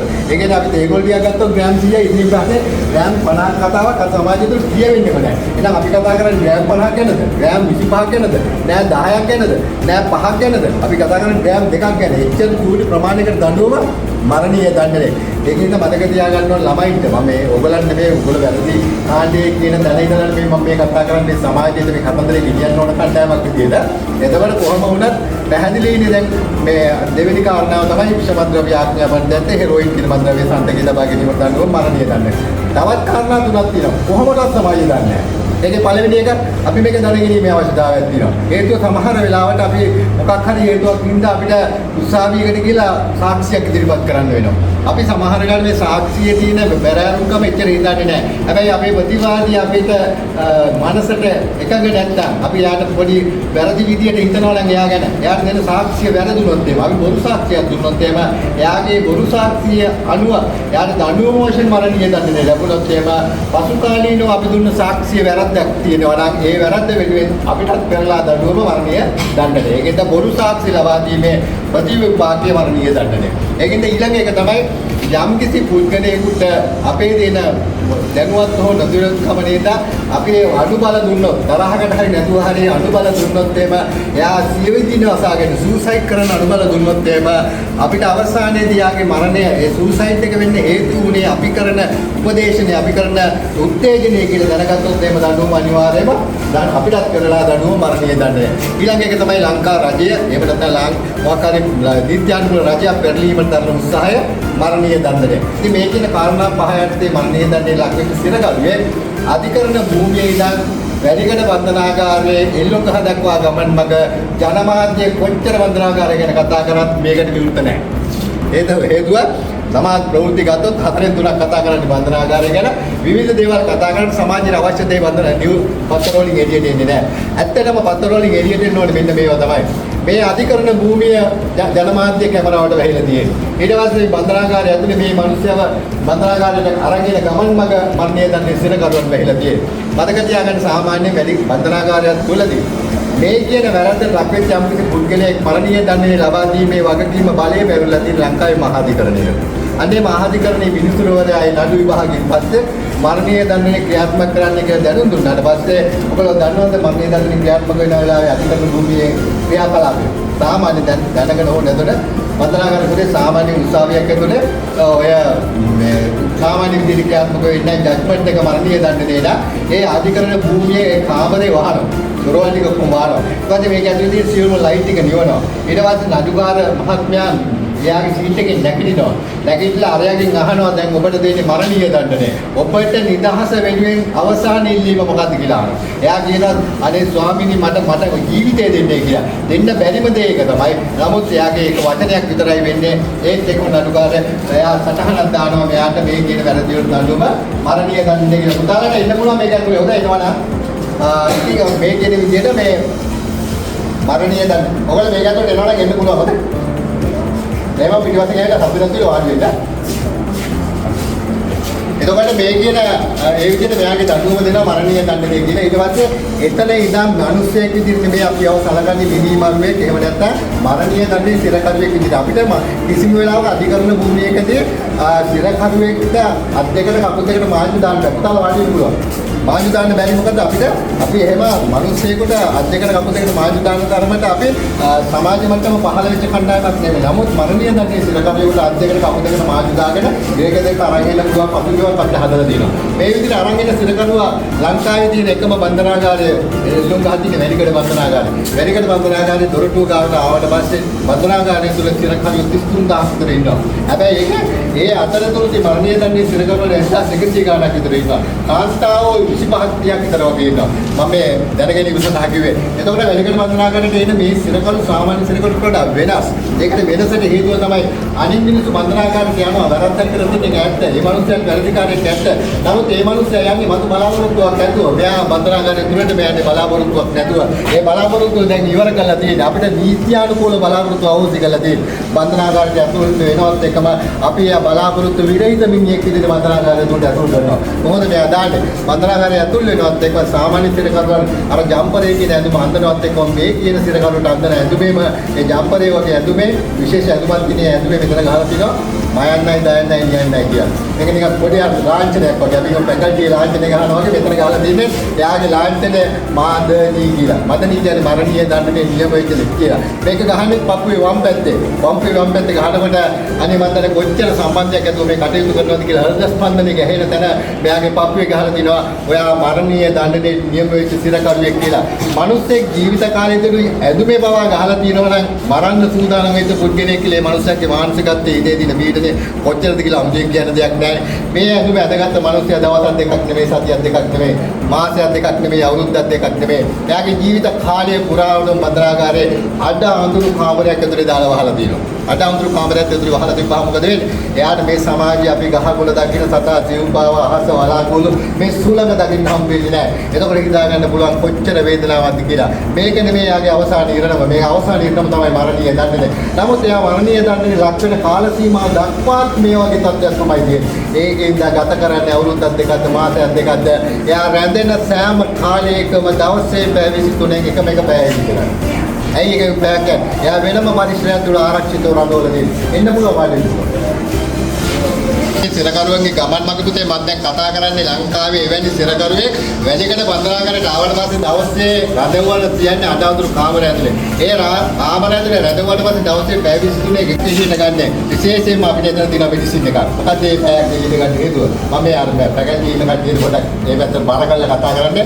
අපි සාමාන්‍ය මිනිස්සේ ඉරගෙදර එළියට පැයක් නෙමෙයි ගන්න. අපි දවසේ වරුවක් විතර එළියට ගන්නවා. මේ මිනිස්සු දවල්ට කාමරය ඇතුලේ දවල්ට එළිය කියලා කියන්නේ මේ බෝල් ගහන්න යන පුළුවන් ග්‍රවුන්ඩ් එකට ගන්නවා කියන එක නෙමෙයි. ඉරගෙදර තාප්පහතර ඇතුලේ යාගේ රඳවලා තියෙන මැදිරින් එළියට ගන්නවා. හැබැයි මරණීය දඬුවමේ සිරකරුවේ ජීවිත කාලේ මුළු ලයිෆ් ටයිම් ඔක්කොම අනිවාර්යෙන් මෙයා කාමරයක් ඇතුලේ වහලා තිනවා. හැබැයි එකම එක පැයක් එළියට ගන්නවා උදෑසන. ඇයි මේ පැය එළියට ගන්නෙ? හේතුව තමයි එයාට තියෙන ආදරයක් නෙමෙයි තියෙන්නේ. මිනිස්සෙක් සූර්යාලෝකයට විවෘත නැති පරිසරයක අඛණ්ඩව සිටීම හේතු කොටගෙන එයාගේ ඇඟේ තියෙන මෙලනින් වර්ණකයේ ප්‍රශ්නයක් ඇති වුණොත් මෙයා ඒ හේතුවෙන් මරණයටපත් වෙන්න පුළුවන්. එවන්නක් සිද්ධ නොවෙන්න තමයි එයාගේ සූර්යාලෝකයට විරුද්ධ කිරීම වෙනුවෙන් පැයක් එළියට ගන්නවා. හැබැයි අපි ඒ ගන්න අරමුණ එයා වෙන වැඩකට පාවිච්චි කරනවා. මොකද පාවිච්චි කරන්නේ? එයාගේ ජීවිත කාලය මෙයා කාමරයක් ඇතුලේ වැහිලා තිනකොට එයාට වැසිකිළියට කැසිකිළියට යන මූත්‍රා ටිකක් කරගන්න එහෙම නැත්නම් එයාට නා ගන්න මුණකට සෝද ගන්න අවස්ථාවක් කරගන්නවා මේක. ඒකෙන්ද පැය 23ක් පැය 24ක් රඳවලා ඉන්න මිනිස්යාගේ මූලික අවශ්‍යතාවය ඒකම බලාපොරොත්තු මේ පැය කරගන්නවා. ඇයි මොකද හේතුව? එයා පැය 24ක් රඳවලා තිනකොට අපි 30 සැරයක් ගෙදර වොෂ්රූම් එකට යනවාද? හැබැයි එහෙම බලා බලාපොරොත්තු තියෙන මිනිස්යාගේ එකම ප්‍රාර්ථනය තමයි දරුවෝ දෙමාපියෝ හදලා හොඳ දොස්තර කෙනෙක් හදන එක නෙමෙයි, ගෙවල් දොරවල් හදන එක නෙමෙයි, වාහනයක් කරන රස්සාවක් කරන එක නෙමෙයි, හොඳ ඇඳුමක් කරන යාළුවෙක් එක්ක විනෝද ගමනක් කරන එක නෙමෙයි. එකම ප්‍රාර්ථනය, එකම අරමුණ හෙට උදේ එළි වෙනකන් ආවට පස්සේ අනේ මගේ අපහසුතාවය නිමා කරගන්න මට වැසිකිලි දාන්න පුළුවන් නම් ඒක තමයි එකම ප්‍රාර්ථනය කියන අරමුණෙන් එළියට එනවා. අන්නේ අරමුණෙන් එළියට එනකොට ඒ පැය ඇතුලේ මිනිස්සු 1000 ගානකට තියෙන වැසිකිලි පාසුකම් එක්ක ඒක ඉෂ්ට කරගන්න බැරුව 75ක් නැවත ඒ බලාපොරොත්තු ඉච්ඡා බංගත්වයට පත් වෙලා යහපැත්තේ කාමරේට යනවා. ඒක තමයි ඉගෙනගත්ත යථාර්ථය. ඒක තමයි මේක දන්නේ නැති සමාජයට අපි මේ කියන උත්සාහ ගන්න. පුතේ මතක තියාගන්න. එහෙම හෙට දවසට ඒ වගේ චූටි අවශ්‍යතාවක් ඉෂ්ට කරගන්න බලාපොරොත්තු කඩවෙච්ච මිනිස්සු ටිකක් ඉරගෙදර ඇතුලේ බොහොම දුක්ඛිත ජීවිතයක් මුළු ලයිෆ් ටයිම් ගත කරනවා. එහෙම ගත කරගෙන ඉන්න වෙලාවේදී මෙයා ওই විදිහට දිගින් දිගට ගත කරගෙන ඉන්නකොට මේ සිරකරුව මරණීය දන්නේ සිරකරුවෙක් යම් විදියකදී රටේ ජනාධිපතිවරයා රටේ පිනට අදහසක් පහළ වුණොත් මේ මිනිස්සයා මරණීය දන්නේ සිද්ධ කරන්න වෙන්නේ කියලා ලංකාවේ ව්‍යවස්ථාව හැටියට මේ මිනිස්යාව අධිකරණයේදී මරණීය දන්නේ සිරකරුවෙක් බවට පත් කළාට දිනේ නීන්දු කිරීමේ බලය පවතින රටේ ව්‍යවස්ථානුකූල රටේ ජනාධිපතිවරයා. අන්නේ ජනාධිපතිවරයාට බලයෙන් බවලා තියෙන බලය මත යම් කිසි පුද්ගලයෙකුගේ දඬුවම ක්‍රියාත්මක කරන්න දැනුම් දුන්නොත් එම අපි මොහොතේ හිතමු මේ දඬුවම ක්‍රියාත්මක කරන්න සිරිපාල කියන මිනිස්යාට මේ 1000 ගාන ඇතුලේ සිරිපාල තෝරුව අපි එළියට ගන්නවා. එළියට අරගෙන ජනාධිපතිවරයාගේ දැනුම් දීම අනුව එයාගේ දැනුම් දීම දෙන්නේ අගෝස්තු මාසයේ 20 නම් මේ වර්ණීය දඬුවම ක්‍රියාත්මක කරන්න අපි මෙයාව මේ සාමාන්‍ය දිනචර්යාව ඇතුලේ අගෝස්තු මාසයේ 10 හරි 11 වෙනකන් සද්ද නැතුව ඉන්න හරිනවා. මොකද හේතුව වෙලකට බන්ධනාගාරයේ මරණීය දඬුවම ක්‍රියාත්මක කරන මිනිස්සෙක් කම්පෝ මෙම් කියන්නේ අනිවාර්යයෙන්ම දින නියම වූ සිරකරුවෙක් අපි එයාට දැනුම් දීම කරන්නේ එල්ලන්න සතියකට ඉස්සෙල්ලා. වැඩිකට භෝගම්බර බන්ධනාගාරයේ නම් එල්ලන්න සවස් 14කට ඉස්සෙල්ලා මේ බන්ධනාගාර දෙකේ කාමර බීලීම දවස් එකක කාමර 14යි අනිත් එකේ කාමර 7යි. වැඩිකට බන්ධනාගාරයේ කාමර 7ක් බීලා තියෙන ඉඳ මෙයාව දැනුම් දෙන්නේ සතියකට පෙරාදෝ දැනුම් දෙනවා. මෙයාව සාමාන්‍ය දිනචර්යාවෙන් බැහැර කළා අගෝස්තු මාසයේ 11 වෙනිදාට මෙයාව කාමරයෙන් එළියට අරගෙන මෙයාට පැහැදිලිව ඍජුවම පැහැදිලි කරනවා අගෝස්තු මාසේ 22 එළඹෙන 7 වෙනි දවසේ උදෑසන 8යි පාට එල්ලලා මරනවා. ඒක නොකිය බෑ මොකද මෙතනින් පටන් ගත්ත පස්සේ මෙයාගේ ගමන් මඟ පිළිබඳව පැහැදිලි කිරීමක් කරන්න තියෙනවා. මම මේ කියන්නේ එනෝනේ මට මේ බයික් ගන්න ඕනේ නැහැ නේ. ඔන්න තියෙනවා. එනෝනේ පුතේ. ඔන්න තව එන්න තමයි මයික් එක කතා කරන්නේ. මේ තාලා ඉතින් පිටේ වාඩි ඒ තමයි වෙන්නේ කොහොම වුණත් උදේ මතක තියාගන්න මේ සිරකරුවාට ඒ එළඹෙන දවසේ අනිවාර්යයෙන් මෙයාව එළියට අරගෙන මෙයාට පැහැදිලි කිරීමක් කරනවා. මොකද අනිවාර්යයෙන් අපි මේ පැහැදිලි කිරීම කරන්න සිද්ධ වෙනවා මෙන්න මේ හේතු නිසා. පළවෙනි හේතුව තමයි එයා අනිවාර්යයෙන්ම එළඹෙන 7 වෙනි දවසේ උදෑසන 8යි පාට එල්ලනකොට 7 වෙනි දවසේ එල්ලන දවසේ උදෑසන වෙනකොට එයාගේ ආදරණීය දෙමව්පියෝ එතන ඇවිල්ලා ඉන්න ඕනේ. එයාගේ මොකක්ද අපි කුමක් කලයුතුද කියලා තීරණය කරලා තියෙන්න ඕනේ. සමාන වෙලාවක මිනිස්සෙක් ඉඳ යාගේ එක වතාවක් හරි යාගේ ආදරණීයන්ට යාගේ ලේජාතින්ට බලන්න අවස්ථාවක් දෙන්න ඕනේ. මෙන්න මේ කාර්ය ඉෂ්ට කිරීම වෙනුවෙන් අපි ආදින හදකට ඉස්සෙල්ලා යාට දැනුම් දීමක් කරනවා. ඊළඟට මූලිකම අවශ්‍යතාවය තමයි මේ සිරකරුවා එල්ලන දවසට උදේ ඇවිල්ලා එන්න මම දැන් එල්ලන්න නැති නේ කියලා ඉන්න එහෙම එල්ලන්න පුළුවන් කමක් නැහැ. මේක ඇතුලේ කොච්චර අමානුෂික මිනිස්සෙක් කිව්වත් කොච්චර දුඩ මිනිස්සෙක් වුණත් මිනිස්සෙකුට මරණයේ වේදනාව දරා ගන්න බෑ. ඒකෙන් මරණයට හුරු කිරීම වෙනුවෙන් තමයි දවස් 7කට ඉස්සෙල්ලා මට දැනුම් දීලා මෙන්න මේ කටයුතු ටික අංග සම්පූර්ණ කරන්නේ. යාගෙන් අහනවා ඔයාගේ එල්ලුවට පස්සේ වගේ බොඩි එක ආදමීය ලීඥාන්ට බාර දෙනවට කැමතිද කියලා. එයා කිව්වොත් එහෙම සර් මගේ හත්පුතු පරම්පරාවේ ගෑවිච්ච එකෙකුටවත් මේ බොඩි එක දෙන්න එපා සර් මම උන් වෙනුවෙන් ඉරගෙදරට ආවද උන් මං වෙනුවෙන් නැහැ කියලා කිව්වොත් එහෙම අපි බොඩි එක දෙන්න නැති වෙන්නේ නැහැ. සමහර වෙලාවට උන් කිව්වොත් එහෙම මේ මිනිස්සයා කිව්වොත් එහෙම සර් කාට නොදුන්නක් කමන්නේ මගේ අම්මා බලාගෙන ඉන්න මගේ බොඩි එක ගන්න සර් කොහොම හරි මගේ බොඩි එක අම්මට දෙන්න කියලා කිව්වොත් එහෙම අම්මා මොන තැනක ඉඳන් කිව්වත් අම්මාට ගෙනලා අපි මේ බොඩි එක දෙන්න උත්සාහ කරනවා. අවසානයේදී මෙයාව එයාගේ ආගමනුකූලව කටයුතු කරන්න අවස්ථාවක් බෑ ඉල්ලුවොත් ඒකට අවස්ථාවක් දෙන්න හාමුදුරුවෝ කෙනෙක් ගෙන්නන්න වැඩ පිළිවෙලක් සකස් කරනවා. මෙන්න මේ අවශ්‍යතාවය පිළිබඳව දින 7කට පෙර ආගෝ යාට දැනුම් දීලා කටයුතු කරනවා. මේව කරාට පස්සේ පුතේ කියන්නේ කම්ෆර්ම් වෙච්ච මිනිස්සේ මරණීය දඬුවමේ නියමිත සිරකරුවෙක් වුණාට පස්සේ ආව අපි මේ කාමරයෙන් එළියට අරගෙන සාමාන්‍ය සිරකරුවන් රඳවන කාමරයෙන් බැහැර වෙච්ච මේ කියන එල්ලුම් ගහන පිළිදලා තියෙන කාමර පෙළියේ පළවෙනි කාමරේට දානවා. මම මෙතෙක් වෙලා කතා කරපු එල්ලුම් ගහ තියෙන්නේ මෙතන නෙමෙයි වැලිකඩ බන්ධනාගාරය. මේ තියෙන වැලිකඩ බන්ධනාගාරයේ එල්ලුම් ගහේ එල්ලුම් ගහ තුල මිනිස්සෙක් මරණ විදියේම නැත්නම් පෝරකයේ තුල සිද්ධ වෙන වෙන්නේ කොහොමද කියලා කාරණාව පෙන්වන්න හදපු පොඩි ඇලුමක් විතරයි. මේක නිකන් එල්ලුම් ගහත් එක බැලුවොත් ගිනි පෙට්ටියක් වගේ එකක් මතක තියාගන්න. එල්ලුම් ගහ කියලා කියන්නේ විශාල කාමරයක්. මේ කාමරේ සාමාන්‍ය දිග අඩි 30ක් අඩි 18ක් විතර පළල කාමරයක් තමයි එල්ලුම් ගහ කියන්නේ. අන්නේ කාමරයේ තියෙන්නේ මේ තියෙන කාමර පෙළියේ අවසාන කාමරයේ විදිහට එහෙමනම් අංක 1 කියන කාමරේ. දැන් මේ සියල්ල සම්පූර්ණයෙන් සිරකරුව මෙයාව ගන්නවා. කාමරයෙන් එළියට අරගෙන මෙයාව දානවා. අර උඩුමහලේ තියෙන පළවෙනි කාමරේ ස්ථානයේ පළවෙනි උනාට අංකයක් විතර ගරුවොත් අවසාන ඉලක්කම අංක 7. මේ අංක 7 කියන කාමරේට මෙයාව දුර කරනවා. අංක 7 කියන කාමරයෙන් ඇතුළට කරලා පහුවදාට මෙයාව දානවා. ඊළඟ කාමරේ 7 වෙනි කාමරේ දොර වැහෙනකොට දොර ඇරෙනකොට 6 වෙනි කාමරේ දොර ඇරෙනවා. දොර ඇරෙනකොට මෙයාව 6 වෙනි කාමරේට දානවා. 6න් 5ට 5න් 4ට උදේ අපේ ජීවිතයේ හැමතිස්සෙම ඉලක්කම් ආරෝහණ ක්‍රමයට තිබුණාට හිරගෙදර ඉලක්කම් තියෙන අවරෝහණ ක්‍රමයට මේ එල්ලුම්ගහේ කාමර පෙළියේ 7න් 6ට 6න් 5ට 5න් 4ට යන ගමන් මගේ හිරකාරයට පාඩමක් උගන්වනවා. මේ ගමන් මගේ ආරෝහණ ගමන් මගේ අවසානයක් නැති වුණාට අවරෝහණ ගමන් මගේ අවසානයක් තියෙනවා අංග 1 කියලා. එතනින් පස්සේ මේ ජීවිතය අවසන් වෙනවා කියලා පණිවිඩය දෙන්න තමයි සුද්ධ 7 6 5 4 3 2 1 කියලා අවරෝහණ ඉලක්කම් ක්‍රමයකට කාමර පෙළියක් හදලා තියෙන්නේ. මේක සික්සැක් ක්‍රමයකට කාමර බීලාදී මෙතන 7 තියෙනකොට මෙතන 6 6 තියෙනකොට මෙතන 5 මැද කොරිඩෝ එකේ කාමරෙන් කාමරට මාරු වෙලා ඉන්නවා. සාමාන්‍යයෙන් 7 වෙනි කාමරේ ඉන්න මිනිස්සේ 6 වෙනි කාමරේ ඉන්න මිනිස්සුත් එක්ක කතා කරන්න බැරි වෙන විදිහට. ඒ කියන්නේ මෙයාගේ දොරේ තියෙන මූලත 6 වෙනි 5 වෙනි කාමරේ ඉන්න දොරේ තියෙන මූලතට එහයි බීලා තියෙන්නේ. කොහොම සික්සැක් ක්‍රමයෙන් හදලා තියෙනවා. අර කිසිම වෙලාවක කවදාකවත් ඊළඟ කාමරේ මිනිස්සුත් එක්ක සංනිවේදනයක් කරගන්න බෑ. මේ විතර කාමරෙන් කාමරට මාරු වෙලා යනවා. මේ මිනිස්යාගේ ජීවිතයේ සියලුම ආවිස අපි කතා කරනවා අවුරුදු 50කට ආවිසක් ගැන. මට අවුරුදු 55ක් විතර වෙනවා. එතකොට මමගේ ජීවිතය තවත් මම එසේ නොවුණත් මගේ අතීතයේ දින අවුරුදු 34ක් ජීවත් වෙන්නේ. එහෙම වෙන්නේ නැහැ කියලා හොඳටම දන්නවා. නමුත් අපේ තියෙන බලාපොරොත්තු කියලා මේ හිරකාරයක් තියෙන බලාපොරොත්තු නිමිතියට ඒ අනාගතයේ අවුරුදු වලින් අවසන් වුණාට ඒ මනුස්සයාට තව මාස ගණන් අනාගතයක් නැති වුණාට සති ගණන් අනාගතයක් නැති වුණාට මේ මනුස්සයාට තියෙනවා ජීවිතයේ තව දවස් ගණන් දිනනවා. හැබැයි තනි ඉලක්කමෙන් මේ ආයුෂ කියන කැමති නැහැ මිනිස්සු. ඒකේ තමයි කාමරෙන් කාමරයට මාරු වෙනකොට මේ මනුස්සයා කතා කරනවා. හිතනවා සමහර වෙලාවට මේ මනුස්සයාගේ ජීවිතේ තව දවස් නැති වුණාට දවස් 2යි 3යි වුණාට පැය වලින් බැලුවොත් 128ක් 84ක් 72ක් 36ක් තියෙනවා කියලා කාමරෙන් කාමරයට මාරු වෙනවා පුතේ. මාරු වෙනකොට මේ සිතිවිල්ල ඇතුලේ මාරු වෙනවා. හැබැයි තුන්වෙනි කාමරෙන් දෙවෙනි කාමරයට යනකොට මේ මනුස්සයාට මේ තියෙන ඉලක්කමත් ආයි තනි ඉලක්කමක් බවට පත් වෙනකොට මානසික පීඩනය වැඩි වෙන හින්දා තමයි මේට අවුරුදු 30කට 35කට ඉස්සෙල්ලා මේ කාමරය ඇතුළට මම ගිය පළවෙනි වතාවේ මට ලැබුණු අත්දැකීමක් කියන්න. මොකද මේ කාමරේ විද්‍ය ඇතුලේ හැමතැනම ලොකු ඉලක්කම් ටිකක් ගහලා දෙනවා. 37500යි 36000යි 12000යි 24512යි අනම්මනම් ඉලක්කම් ටිකක්.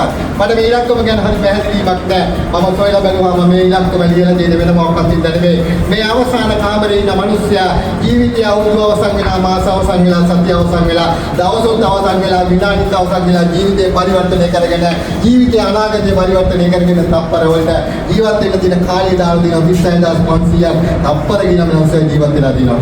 මට කියන්න උවමනාව තියෙන්නේ මිනිස්සු බලාපොරොත්තු තමයි හැමදේම තියෙන්නේ. අපේ ජීවිතේ බලාපොරොත්තු තමයි ඒක ඇත්ත. අපි ජීවත් වෙන්නේ මේ සංස්කෘතියත් එක්ක බද්ධ වෙච්ච අපි බලාපොරොත්තුවක් එක්ක මේ අවුරුදු සිංහල අවුරුදු උදා වෙනකොට ඊට පස්සේ අපිට වෙසක් ගැන තියෙනවා. වෙසක්ෙන් පස්සේ ඕසෝන් නැතල කියලා තියෙනවා. ලබන අවුරුද්දක් ගැන කතා කරනවා. අපි මේ විදිහට තමයි ජීවිතය ගත කරන්නේ. හිරකාරයන් ඒ විදිහටම බලාපොරොත්තු සහගත ගමනක පියවරක් විදිහට තමයි මාට ඒක පැහැදිලි වුණේ. මතක තියාගන්න පුතේ මේ විදිහට ගමන් කරනකොට තුන්වෙනි කාමරෙන් දෙවෙනි කාමරේට යන්නේ දවසක් තියෙනවා. මේ දෙවෙනි කාමරේට යනවත් එක්කම එයාගේ ජීවිතේ අපේ විදිහට හිතුවොත් එක්ක තව පැය 24යි ගත කරන්න තියෙන්නේ. මේ ඌර්වාසන්න පැය 24 කියන කාරණාව එරගෙදර අවසානයේ යන එල්ලුම් ගහට යන සිරකරුවට වගේම අපිටත් වැදගත්. බන්ධනාගාර පරිපාලනයට බන්ධනාගාර අධිකාරියට මේ අවසාන පැය 24 කාලේ බහුලයි. ඒකේ පළවෙනි පියවර විදියට තුන්වෙනි කාමරෙන් දෙවෙනි කාමරයට යන මිනිස්සයා අනිවාර්යයෙන්ම යන්නේ උසසාබරමයින් නෝන. ඇයි මේ උසසාබරමයින්? උසසාබරමයින් අවශ්‍යතාවයක් තියෙනවා. පහුවදාට තව පැය 24කින් පස්සේ එළමෙන දවසේ මෙයා උදා වෙන්නේ එහා පැත්තේ කාමරේ කියන්නේ එල්ලුම්ගහේ කාමරේ. එල්ලුම්ගහේ උදෑසන 8:05 වෙනකොට මේ මිනිස්සයා එල්ලලා මරන්න ඕනේ. ඒ එල්ලලා මරන්න නම් සාමාන්‍ය මිනිස්සු එල්ලලා මරන ක්‍රමවේදයෙන් බැහැර වෙච්ච ලෝකයේ මේ සඳහා වූ විධිමත් වූ ක්‍රමවේදයක් යටතේ මේ මරණය සිද්ධ වෙන්න ඕනේ. ඒ මොකද්ද මේ විධිමත් වූ ක්‍රමවේදය? සාමාන්‍ය මිනිස්සු එදිලා මැරෙන්නේ ඉහළින් නම් පහළට අත්තකට හරි කොයිට හරි ලණුවක් දාලා බෙල්ලට තොණ්ඩුවක් දාලා පහළට වැටීමක් කරා වෙන්නේ. මේ මරණය එදිලා මැරීමක් අපි කරන එකත් එල්ලලා මරණ එකක් තමයි. ඒකයි මේක අතර වෙනසක් තියෙනවා. මේ සාමාන්‍ය මිනිස්සු එදිලා මරණ ක්‍රමවේදයක් මිනිස්සුෙකුට මැරෙන්න කොච්චර වෙලාවක් ගත වෙනවද කියන එක තමයි. උදේ අපේ ලංකාවේ තුල විශේෂත්වය මතක තියාගන්න මේ ඌව පළාතේ ඉස්කෝලේක මීට අවුරුදු 4කට ඉස්සෙල්ලා ඉස්කෝලේක ළමෙක් 9 days බලාපොරොත්තු වෙමින් ඉන්න ළමෙක් ඒ ළමයා කියන්නේ ඒ අටයි B එකක් අරගෙන සෞන්දර්ය විෂයට B එකක් අරගෙන ඒකට තියෙන ඉච්ඡා බංගත්තේ බලාපොරොත්තු කඩවීමනේ ඒ ඉස්කෝලේ මේසිකලෙට ගිහලා යාගේ ටයි එක මෙදිලා මැරිච්ච රටක් මේක. ඒ කියන්නේ අපේ මිනිස්සු ලංකාවේ මිනිස්සු එදිලා මැරෙනවා කියන එක අමුතුවෙන් කරන්න දෙයක් නැහැ. මතක තියාගන්න මේ සෑම පුද්ගලයෙකුටම දැනගත යුතු කාරණාව තමයි එවැනි එල්ලා මැරීමකදී එයාට මැරීම සඳහා ගත වෙනවා විනාඩි 5 සිට 15 දක්වා කාලයක්. විනාඩි 15ක් යන තප්පර 300ක් තප්පර 300ක් බෙල්ල ලණුවක් දාගෙන මරණයේ වේදනාව මිනිස්සුෙකුට දරා ගන්න බෑ කියලා ලෝක වෛද්‍ය මතය. අන්නේකින්ද තමයි එවැනි මරණයක් සිද්ධ නොවෙන්න තමයි ඉරගෙදර ඉන්න එල්ලුම් ගාන යන සිරකඩුවටවත් ඒ වගේ මිලෙච්ච මරණයක් නොදෙන්න තමයි අපි විධිමත් මරණයකට යන්න ඕනේ තමයි යාගේ උසසාබරමයි. ඒ උසසාබර මැනීම සම්බන්ධ වෙන්නේ මේ විදිහට ඒ මයින උසට ගැළපෙන විදිහට ඒ යාගේ උසට බරට සාපේක්ෂව වංශී වේගයකින් අපි මෙයාව එල්ලුම් ගහතුල පල්ලෙහාට කඩා වැටීමක් කරන්නේ. ඉරගෙදර නොවන තැනක මේ මිනිස්සු ඇවිල්ලා මැරෙනවා නම් එයා අත්තක් උඩ ඉඳන් බිමල පයින්නකොට අපිට ඍජු අංශ ගණුවක් පල්ලෙහාට කඩා වැටෙන්න හැකියාවක් නැහැ. හේතුව මොකද? අපිට අංශ ගණුවක් කඩා වැටෙන පද්ධතියක් තුනද මේ අපි ක්‍රියාත්මක වෙන්නේ. අපි ආහනත කෝණිකෙන් පල්ලෙහාට වැටෙනකොට වෙන්නේ මොකද්ද? අපේ උගුරුද අපේ තියෙන ශ්වාසනාලයේද අපි ගෙලින්ම අපේ බර ක්‍රියාත්මක වෙන්නේ ශ්වාසනාලය හරහා. ඒතකොට ශ්වාසනාලයේ විසත් වීම හරහා වුණ මරණයක් තමයි සාමාන්‍ය මිනිසුන්ගේ මරණය. අන්න එවැනි මරණයකදී ඉන්න වෙන කාලය තමයි විනාඩි 15ක් කියලා කියන්නේ. මතක තියාගන්න බන්ධනාගාරය තුලදී එල්ලා මැරීමක සිද්ධ කරන්නේ ඍජු අංශ ගණුවක් පල්ලෙහාට කඩා වැටීම හරහා කිසිසේත් අපි දාන ලණුවේ ගැටේ වෙනස් වෙන්නේ නැහැ. ඒ කියන්නේ සුසුම්නාවේ පළවෙනි කෂේරුකාව ඒ කියන්නේ මේ කෂේරුකාව මතට ෆිට කරලා තියෙනවා මේ ක්ලිප් එක. ඒකින්ද පල්ලෙහාට වැටෙනකොට යාගේ ගුරුත්ව බලයත් එක්කම යාගේ බෙල්ලට එන පීඩනය හරහා කිලෝග්‍රෑම් 350ක බරක් වගේ බෙල්ලට එදීම හරහා යාගේ හිස් කබලයි එහෙම නැත්නම් කොදුවට බෙලයි අතර දෙන ඈත් කිරීම හරහා යාගේ සුසුම්නාව විනාශ කිරීමක් කරනවා. මේ සුසුම්නාව ඛණ්ඩනය කිරීම හරහා තප්පරෙන් 4න් යක් වගේ දෙක කාලයක් ඇතුළත මරණය සිද්ධ කරනවා. අන්නේ සාධාරණ මරණය ලබා දෙන්න තමයි යාගේ උසසාබරමයි. මේ එයාට නොදැනුවත්ව මේ කටයුතු කරනවා. එයා සාමාන්‍ය නොදැනුවත්ව කරනවා කියලා කියන්නේ හරි පහසුවෙන් කරන ක්‍රමවේදයක් අතර තියෙනවා. ඒ හැම කාමරයකම ගොඩ වෙන තැන පඩියකින් තමයි කාමරේට ගොඩ වෙන්න තියෙන්නේ. අපේ ගෙවල් වල වගේ. හැබැයි හැම කාමරයකම තිබුණාට අනිත් කාමරවල පඩියක් වුණාට එල්ලුම් ගහේ කාමරේට යන ඒ කියන්නේ අවසාන කාමරේ තියෙන පඩියක් නෙමෙයි ලොකු බැලන්ස් එකක්. ඒ බැලන්ස් එකට යනකොට එයාට නොදැනුවත්ව එයාගේ බර කිලෝ 50යි එහෙම නැත්නම් උස අඟල් 5යි අඩි 5යි හරි පාකලේ සටහන මෙයා කරගන්නවා. ඒකත් අර කාමරේ සයිඩ් එකේ විත්ති උළුවත් අඩි 5යි අඟල් 1යි 2යි කියලා සටහන් කරලා තියෙනවා. අනුභව ඈත ඉඳලා මෙයාගේ උස 5මාරයි කියලා පොඩි මතක දිනයක් කරනවා. මතක තියාගන්න මේ මැනගත්ත උස මැනගත්ත බර එහා පැත්තේ කාමරේ කියන්නේ එල්ලුම් ගහේ කාමරේ ආංක එක තියෙන කාමරේ එහෙම නැත්නම් පෝරකේ උඩ සටහන් කරලා තියෙනවා. හයිට් එක වේට් එක ඩ්‍රොප් එක කියලා පොඩි සටහනක්. හයිට් එක වේට් එක ඩ්‍රොප් එක කියලා සටහනේ අපි මැනගත්ත උස මැනගත්ත බර සටහන් කරනවා. අපි කිලෝ 55යි උස අපි කිව්ව අඩි 5යි අඟල් 5යි කියලා.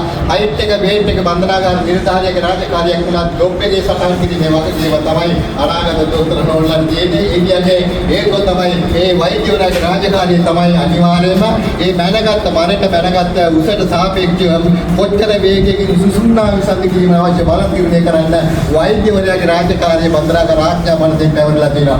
එතුමාගේ තියෙන රාජකාරිය තමයි මේ මැනගත්තට උසට මේ මැනගත්ත බරට සාපේක්ෂව කොච්චර ප්‍රමාණයක් පහළ කඩා වටන්න ඕනද ඒක තීරණය කරන්නේ. ඒක වෙනම පාඩමක් ඉදාට ඒකින්ද මතක තියාගන්න සාමාන්‍ය කිලෝ 50ක් විතර තියෙන මනුස්සයෙක් අඩි 7යි අඟල් 11ක් විතර වගේ ප්‍රමාණයක් පල්ලෙහාට කඩා වටන්න ඕන. ඒ වගේ ප්‍රමාණයක් කඩා වැටුවම තමයි සුසුම්නාව ශනිකේම තක්කාල තප්පරේ 4ක් වගේ කෙටි කාලයක් ඇතුළතදී විසන්දිනා මරණයටපත් වෙන්නේ. මෙන්න ඒකට අවශ්‍ය පූර්ව සකස් කළ ඉවරයි.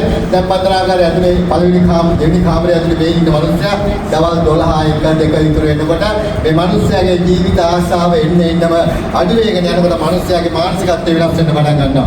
අන්නේ වෙනස් වෙන මානසිකත්වය නිවැරදි කරන්න තමයි මීට සත්‍යයකට ඉස්සෙල්ලා යාගේ දැනුම් දීම මත යාගේ ආදරණීය දෙමව්පියන්ට අපි එන්න කියලා තියෙන්නේ. ඇයි මොකද වෙලා තියෙන්නේ? අපිට මේ මනුස්සයා ගාවට කියලා කොල්ල කරන් දෙයක් නැහැ. ජීවිතය කියන්නේ ඕක තමයි. කරපු වැරද්දට ඔහොම තමයි ලබනාත් හොඳ මනුස්සයෙක් ඉන්නේ කියලා ඔළුව අත ගන්න. කියන්න මේ වැඩේ අපිට කරන්න බැරි හින්දා ආදරණීය අම්මා තාත්තට මේ වගකීම පවරනවා ආදරණීය පුතාගේ හිත හදන්නේ කියලා ඒකින්ද තමයි අර සින්දු කියනකොට සුනිල් සිංහ මහත්තයා එහෙම නැත්නම් සනත් මේ කට්ටිය අති ලස්සන සින්දු කියලා මට සින්දු කියන්න බැරි නෑ. අපි විෂුවල් එකේ සින්දුවක් දාන තරම් වෙලාවකුත් නෑ. ඒ සින්දුව තුළින්ම නිරූපණය වෙන්නේ මේ අවසාන මොහොතේ ආදරණීය අම්මා තාත්තාට ආවට පස්සේ යාගේ දින මානසිකත්වයේ අම්මන්ට වෙන සහනයක් පත් වෙනවා. අන්නේ අරමුණේ මේ වෙලාවට සමහර විට ඉන්නේ අම්මා වෙන්න පුළුවන් තාත්තා වෙන්න පුළුවන්. ඒක හරි අමුතුම කතාවක්. පුතේ මතක තියාගන්න ඉස්කෝල ළමයි කීප දෙනෙක් ඉන්න මතක තියාගන්න. අපේ අම්මා තාත්තා වැදගත් ඇති සමාජයක ජීවත් වෙන අපිට ගෙනගෙදර පාඩමක් උගන්වන පුතේ ආදරණීය අම්මා තාත්තා කොච්චර වැදගත්ද කියලා. ඒකට හේතුව තමයි අවසාන මොහොතේ මේ සිරකරුවකින් අපි අහනවා ඔයාව බලන්න කැමති කවුද කියලා අහුවොත් එම වෙනකාරය ආපු මිනිස්සුන්ගෙන් 99ක් කියලා තියෙන්නේ කවුරු හිතන්නද අවසාන මොහොතේ අවුරුදු 35ක් 40ක් තියෙන හැටි දැඩි මහා දඩබ්බර මේ විරකාරයක් කෑ ගහලා කියන්නේ බිරිඳ බලන්න ඕනේ කියලා නෑ. එහෙම නැත්නම් ආදරණීය ලොකු පුතා චූටි පුතා කැම්පස් යන දුව බලන්න ඕනේ කියලා නෑ. එහෙම දරුවෝ මතක් වෙන්නේ නෑ මේ තාත්තට. මේ තාත්තට මතක් වෙනවා නම් මතක් වෙන්නේ මගේ අම්මා ඉන්නවනේ සර් අපේ අම්මා අසනීපෙන් ඉඳන් වෙලා දින පුළුවන් නම් ආහනේ කලින් ගිහලා යවලා මගේ අම්මා ගෙනත් දෙන්න කියලා ඉල්ලීම තමයි කරන්නේ. ඇයි ඒකට හේතුව? අනේ මිනිස්යාට මේ විරකාරයව ස්ත්‍රී දූෂකයෙක් වෙන්න පුළුවන්. එහෙම නැත්නම් මිනිමරුවෙක් වෙන්න පුළුවන්. මොකක් හරි වැරදිකාරයෙක් වෙන්න පුළුවන්. මේ ආදරණීය අම්මට මේ පුතා පුතෙක් නිසා ස්ත්‍රී දූෂකයෙක් මොන වගේ පුතා හොඳටම දන්නේ හින්දා තමයි මේ පුතා කෑ ගහලා කියන්නේ සර් කොයි තෝදුකුඩින් හරි කවන්නේ මගේ අම්මව ගෙනත් දෙන්න කියලා. අන්නේ ඉල්ලීම අනුව අපි මේ මිනිස්යාට සාධාරණයක් කරන්න මේ වෙලාවට මේ අම්මව ගෙන්නලා දෙනවා. හැබැයි අම්මලා ගෙන්නලා දුන්නාට පස්සේ මෙතන තියෙන පුදුමාකාර තනි කරම විලාපයක් තමයි තියෙන්නේ. මොකද මේ අම්මව අපි අරගෙන යනවා මේ පුතා ඉන්න දෙවෙනි කාමරේ දක්වා. මතක තියාගන්න 7 වෙනි කාමරයෙන් පහු කරගෙන 5 6 4 3 2 පහු කරගෙන අම්මා කෙනෙකුට මේ කාමරය ඇතුළට එනකොට ඇති වෙන පීඩනය හිතා ගන්න පුළුවන්.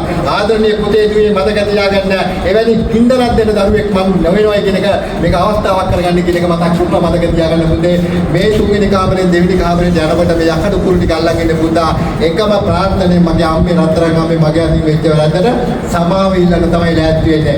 එහෙම ඉල්ලන හැම වෙලාවකම මේ අම්මා කෑ ගහලා කියන්නේම මගේ රත්තරන් පුතේ ආයි මගේ සමාව ඉල්ලන්න දෙයක් නෑ. උඹ මොන වරද්දයකටද මගෙන් සමාව ඉල්ලන්නේ කියලා අම්මා නැවත වතාවක් පුතා දිහා වෙනත් විදිහකට බලන්න පටන් අරගන්නවා. මතක තියාගන්න අවසානයේ මේ පුතයි අම්මයි අතර සංවාදයෙන් පස්සේ අර යටි අක්කුරු වාස්සේ කකුල් දෙකේ මාපට ඇඟිලි දෙක අල්ලලා මේ අම්මාට වැදලා කියනවා මගේ අම්මේවට සමාව වෙන්න කියලා. ඇයි අපේ දරුවන්ට මතක් වෙන්නේ නැත්තේ කකුල් දෙක නෙමෙයි මුළු ඇඟම අල්ලලා වඳින්න පුළුවන් කාලේ වඳින්න නැතුව එරගෙදර කූඩුවේ චූටි ඇඟිලි දෙකක් දාගෙන වඳිනවට තත්ත්වයක්පත් වෙලා අද පංචස්ථාප වෙනවට වඩා හොඳ නැද්ද? අම්මට කකුල් දෙක අල්ලලා වඳින්න පුළුවන් කාලෙක වැදලා එරගෙදර බත් නෙමෙයි එරගෙදර බලාගෙනවත් යන්නේ නැති තැනකට අපේ පරිසරය සකස් කරගන්න නැති සූදානම් වෙන ළමා සමාජයක් පවතින රටක මතක තියාගන්න පුතේ අපි වඳින්න ඕන වෙලාවේ වඳින්න පටන් ගත්තොත් මෙවැනි ආකාරයක වැදීමක් සිද්ධ වෙන්නේ නැහැ. කොහොම නමුත් අවසානයේ විනාඩි 20ක් 25කට ගියාට පස්සේ මේ අම්මා එළියට යනකොට අම්මා සිංහ රාජ එහෙම නැත්නම් ගෝර නාඩු කරලා එළියට බහින්. මේ අම්මා අපිට බන්ධනාගාරයට ඇඟිලි දික් කරලා යනවා. මගේ පුතාගේ ඇඟේ ලේ මයිලක් හෙල්ලුවොත් එහෙම මම මරාගෙන මැරෙනවා කියලා අපිට තර්ජනය කරලා යනවා. අම්මගේ තර්ජනය අපි දකින්නේ අම්මා කෙනෙක්ගේ වචනයක් මිසක් අපි වරදක් විදියට දකින්නේ නැහැ. අම්මට ඒ විදියට යාගේ පීඩනේ නිවා කරගෙන යන්න ඉඩ දෙනකොට අරගෝසුවට කෑ ගහලා කියනවා හිරකාරයා මට වෙන්න ඕන දේවල් ඉවරයි. දැන් කරුණා කළා මාව එල්ලලා මන්න දාපන්. එයි තවදුරටත් ජීවිතයක් නෑ යාට. එයා දන්නවා ඒක උදේ 8:05 වෙනකන් ඉන්නවනවද හොඳයි මැරෙන්නේ කියලා. ඒකෙන් අලුගෝසුවට කෑ ගහලා කියනවා දැන් මාව එල්ලලා දාන්න කියලා.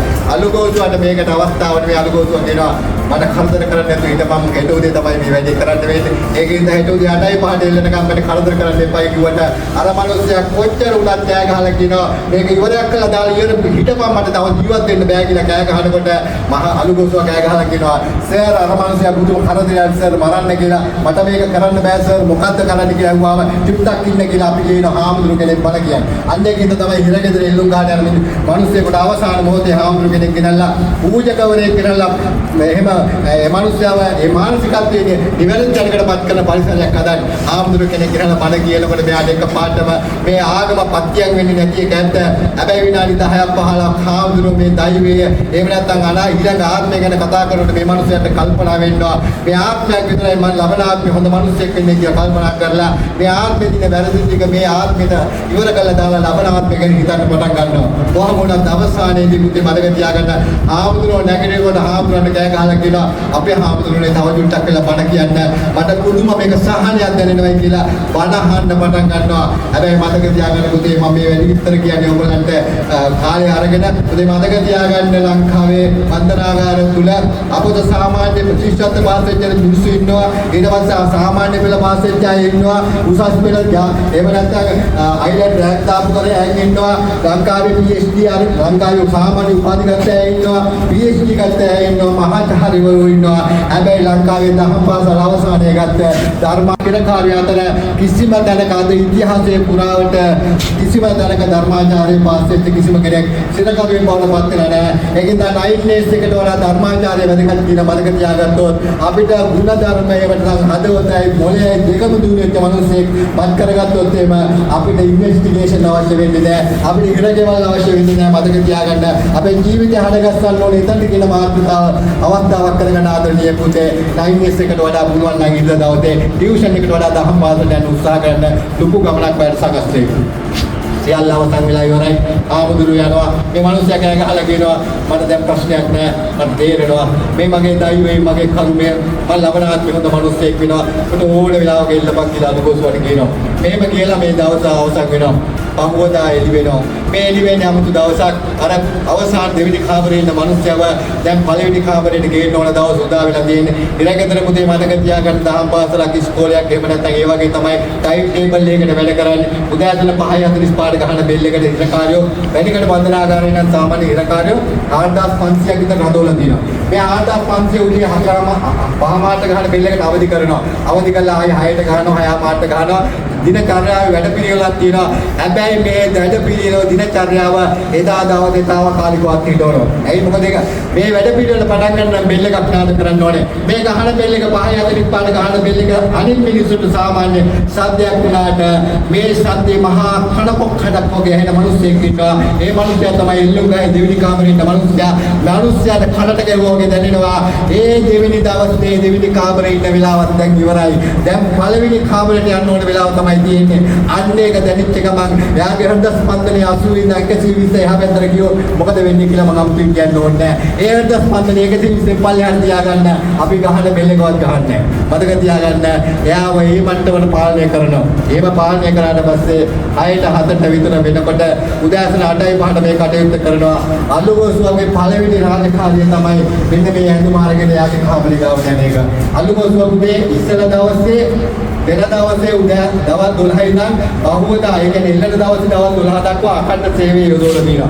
ඒ මිනිස්සු අනිවාර්යයෙන්ම නේවාසිකව නිවාස අඩස්සිය මේ එල්ලුම් ගහට ආසන්න තැනක කාමරයක රඳවලා තියෙනවා. එයාගේ පළවෙනි ඩියුටිය තමයි ඉස්සෙල්ලා දවසේ මෙයාගේ බරට සාපේක්ෂව හෙලිකොප්ටරයක් අරගෙන රාත්‍රියේ මේ හෙලිකොප්ටරේ එල්ලලා මේ පද්ධතිය හරියට ක්‍රියාත්මක වෙනවද කියලා දැනුම් දෙන්න. දෙවෙනි රාජකාරිය තමයි මෙයාගේ මේ අඳුම අරගෙන අනුගෝසුව යන්න ඕනේ එල්ලුම් ගහේ මේ එල්ලන්න ඉන්න මිනිස්සයා ගාවට ගිහලා මේ අඳුම අඳන්න ඕනේ. හිතන්න පුළුවන් ද සාමාන්‍යයෙන් මරණීය දන්නේ සිරකඩුවෙකුට මේ අඳුම අඳින එක ලේසි වෙනවද කියලා? මේ අඳුම අඳින්නේ අපිට නම් කොහේ කියලාද ඔයගොල්ලෝ හිතන්නේ? මේ දැන් ඈත් තියෙන මොකද්ද? සාමාන්‍ය මිනිස්සෙක් මිනි පෙට්ටියක් උඩ උඩුකුරුව සායනය කරන මිනිස්සෙකුට අඳින ඇඳුම අඳිනවා හදන්නේ. ඒ කියන්නේ මිනිස්සෙක් මැරුණාට පස්සේ අඳින ඇඳුම මේ නාස්ති වෙන්නේ. මේක සාමාන්‍ය අපිට කරන්න නම් කොහෙද? අපිට කරන්න මේ මිනි ඇඳුම අඳින්නේ කොහෙද පුතේ? මල් ශාලාව තමයි. එයාට ඉතින් අඳින කිච්චර අමාරුද? නෑ පුතේ ඉතිකොලේ කොටක් ඇවිල්ලා බඳු කඩබල දිගේ යන්නේ අනිත් පැත්තට හැරෙව්වා මේ පැත්තට හරවලා බොත්තම් ටික දැම්මා අනිත් පැත්තට අලු කැලකින් කඩ කරලා උඩ පැත්තට හරවලා ටයි එකක් දැම්මා. ඔච්චරයි කරන්නේ. ඔක එච්චර ලොකු දෙයක් නෙවෙයි. හැබැයි මේ ඇඳුම අඳින්න වෙන්නේ අලු ගෝසුවට එච්චර සරල නෑ. පණ පිටින් ගෙලින් ඉන්න මිනිස්සුෙකුට මේ ඇඳුම අඳින එක ලේසි නෑ නේද තමයි. ඉරාජතන වන්දනා කරා ඥානන්තේ අලු ගෝසුවට පවර්ලා තියෙන ලංකාවේ දෙන්න පුළුවන් ඔක්කොම මාංචු ටික පාවිච්චි කරන්නේ. ඒක එක මාංචුවක් අපි අරගෙන ඇවිල්ලා තියෙනවා මේ ඉරට දාන්න මඟ පච්චෙකුදී. මේ සාමාන්‍යයෙන් මේ ඇඳුම අඳින්න ඉස්සෙල්ලා ඉකට දාන මේ ඉනපටිය. මේ ඉනපටිය මේක ඇත්තම ඉනපටිය විතර යකඩ ප්ලේට් එකක් ඇතුලේ තියෙන මේක දැම්මට පස්සේ නිකන් ඕන්නම් අලු ගෝසුවට අර තරමිටි වගේ ඉන්නට කකුල දාලා පොඩ්ඩක් අත කරපු ගමන් මේ ශ්‍රෝණි මේකලාගේ ඇට සෙන්ට් එකම තනිකර කට කරලා කුඩු වෙලා තනි කරම නිකන් තරමිටියක් බවට පත් වෙනවා. ඒ කියන්නේ එච්චරටම මේක හරි ගාව පාලනය කරන්න පුළුවන් හදපුයක් කකුල් දෙකක් දාන මාන්දු දෙකක් දාලා මේ ඇඳුම ලස්සනට මලමිණියකට වගේ අඳිනවා. අන්දකට මෙයා කොච්චර කෑ ගැව්වත් අට විතරයි විවෘත වෙන්නේ අනිත් සියල්ලම මේ වෙනකොට ලොක් වෙලා ඉවරයි නෑ වරගෙන එනවා කාමරයෙන් එළියට. මතක තියාගන්න තුන්වෙනි කාමරේ දෙවෙනි කාමරේට ඉස්සරහා උළුවස්සෙන් ආවට දෙවෙනි කාමරයෙන් පළවෙනි කාමරේට යනකොට ඉස්සරහා උළුවස්සෙන් ගෙනියන්න දෙයක් නැහැ. ඒ කාමරේම දිනවා පැත්තේ උළුවස්සක්. ඒ උළුවස්සේ දොර ඇරෙනවා. දොර අරිනකොට එහා පැත්තේ තියෙන එළුමගේ කාමරේ තන්නේ කරපු මැදට සෙට් වෙනවා ඒක. එහෙනම් පහදුරක් අරන් යන්න ඕනේ නැහැ. තාම මාංචු දෙක අඟල් 4යි ස්පර්ශ කරන්න පුළුවන්. පියවර 20ක් විතර ගෙනියන්න ඕන ලේසි. පියවර 5ක් හරස් කරට අරන් යන්න ඕනේ තමයි පැත්තේ තියෙන දොර අරින්න. එහෙනම් පැත්තේ තියෙන දොර අරින්න දැන් වරගෙන එනවා. හරස් 4 එළුමගේ කාමරේට එන්න මොහොතකට ඉස්සෙල්ලා මේ තියෙන විලංගුව විරුද්ධ කළා දවල්ට කන්න උදේට කන්න කැමති ඕනෑම ආහාර වේලක් ලබා දෙන්න සූදානම්. එයා ඉල්ලන්නේ කොළඹ තියෙන ලොකු මොහොතේ බුරියානි එකක් නම් අපි සූදානම් යාට ගෙනත් දෙන්න. ඒක නීතියක්. නීතිය තමයි ලංකාවේ ඉස්සර කරුවෙකුට දෙන්න ඕන උදේ සම්මෝලයි බදොයි. හැබැයි මරණීය දඬුවම් ඉස්සර කරුවෙකුට ඕනෑම ආහාර වේලක් ලබා දීමේ බලය අපිට තියෙනවා. එයා ඉල්ලන්නේ බුරියානියක් නම් අපි ගෙනත් දෙනවා. මතක තියාගන්න ලංකාවේ මිනිස්සු මේ මිනිස්සු 2000 කාලයක් එල්ලන් තියෙන යුගයක කිසිම මිනිසෙක් උදෑසන ආහාර පිළිබඳ ඉල්ලීමක් කරලා නැහැ. ඉල්ලන එකම ආහාරය එහෙම නැත්නම් ඉල්ලන එකම දාණය අපේ දාණය. ඒ දාණය අපිට දෙන්න විදියක් නැහැ. ටිකක් වෙලා යනකොට මාළු දාලා මේ කටයුත්ත අවසන් කරනවා. අවසන් කරනවත් එක උදෑසන 8 විතර වෙනකොට බන්දනාගාර අධිකාරිවරයා, බන්දනාගාර ප්‍රධාන වෛද්‍යවරයා, සහායක අලුගෝසුවා, බන්දනාගාර විනයාංශයේ ප්‍රධානියා මේ කියන අය වගේම වෛද්‍යවරයා මේ කියන අය බන්දනාගාරය තුල මේ තියෙන ස්ථානෙට ඇවිල්ලා ඉවරයි. එල්ලුම්ගා කියන්නේ මංගු අයිතියක් විතර පළල ලොකු තැනක් මේ හෝල් එකේ භාගයක් විතර තැනක් මේකේ හරියටම 4-3ක් විතර ලෑලි පියන් දෙක ඇරෙනවා ඇරෙන්නේ නැති කොටසක් වල විශේෂ පීඨිකාවක් මත බන්දනාගාර අධිකාරිවරයා ඔය කියන නිලධාරීන් සම්බන්ධ වෙලා ඇවිල්ලා ඉන්නවා. මේ වෙනකොට බන්දනාගාරයේ අලුගෝසුව මෙයාව අරගෙන ඇවිල්ලා මේ කාමරේ මේ මැද දින කොක්ක දෙලින් මෙයාව නදෝලා තියෙනවා. අදක තියාගන්න අඩි 18ක් විතර කාමරේ මැද දින කොක්ක රැඳෙවුවට නදෝලා තියෙනවා.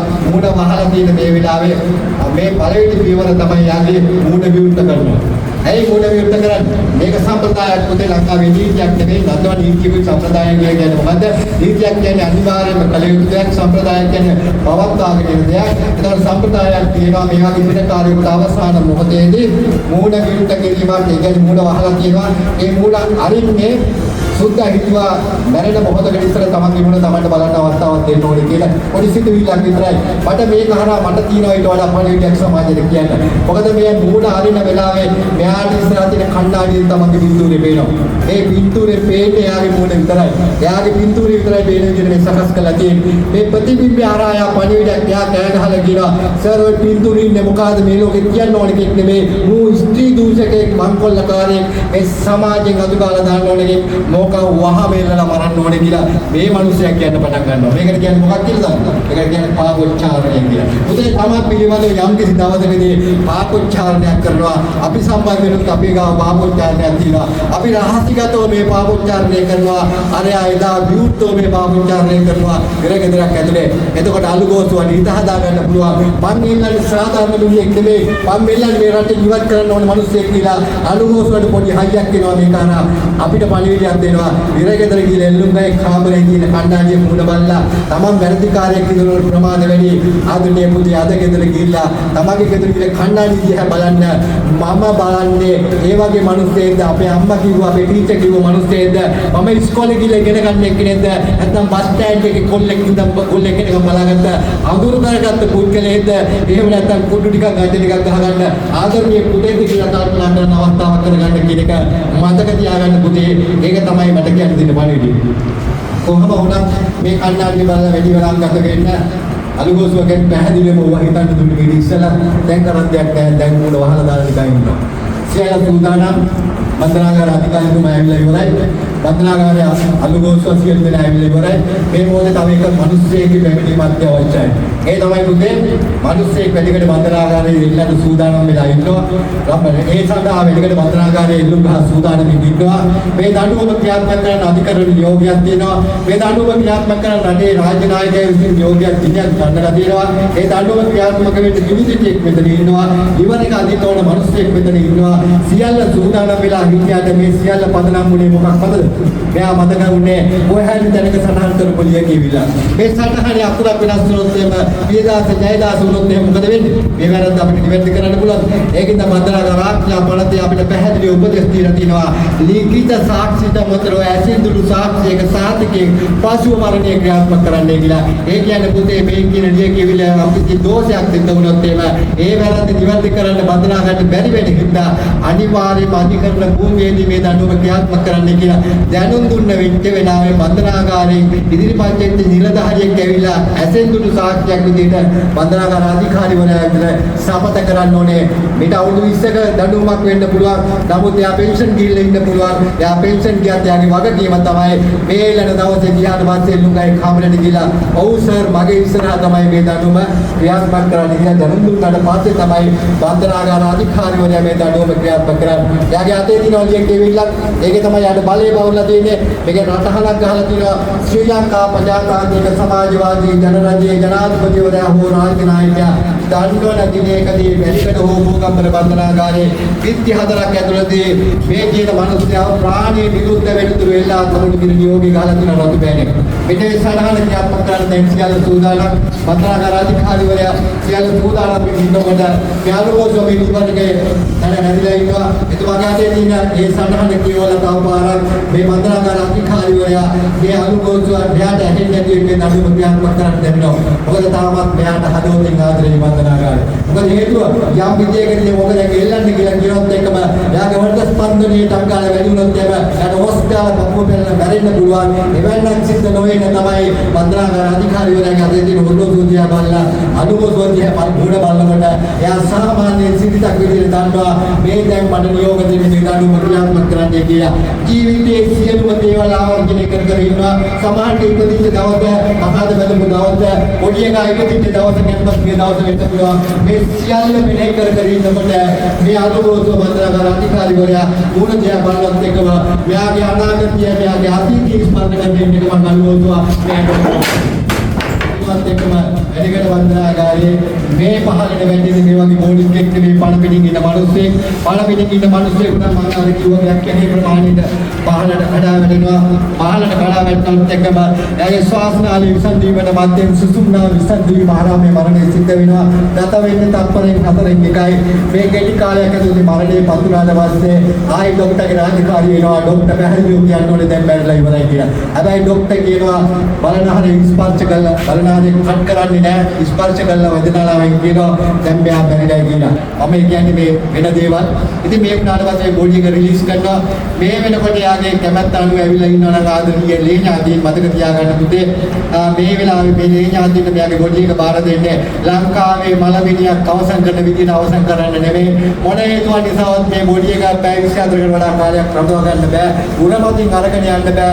ඉනමට මේ උස්සගෙන යන්න ඕනේ ප්‍රසිද්ධ සුසාන භූමියකදී වල දාන්න ඕනේ. වල දාලා විතරක් නෙමෙයි කිසිම ආගමනුකූලව කටයුතු කිරීමකින් තොරව පොලිස් අධීක්ෂණයන්ට මේ කටයුතු කරනවා විතරක් නෙමෙයි අවසානයේ වල දැම්මට පස්සේ පොළොව සොහොන් කොටක්වත් එහෙම නැත්නම් බලක්වත් එහෙම නැත්නම් පහනක්වත් පතු නොකරන විදියට මහා කාලකන්ණි සතෙක් සරපේ කරනවා වගේ වල දාන්න කැමති නම් විතරක් බාර දෙනවා.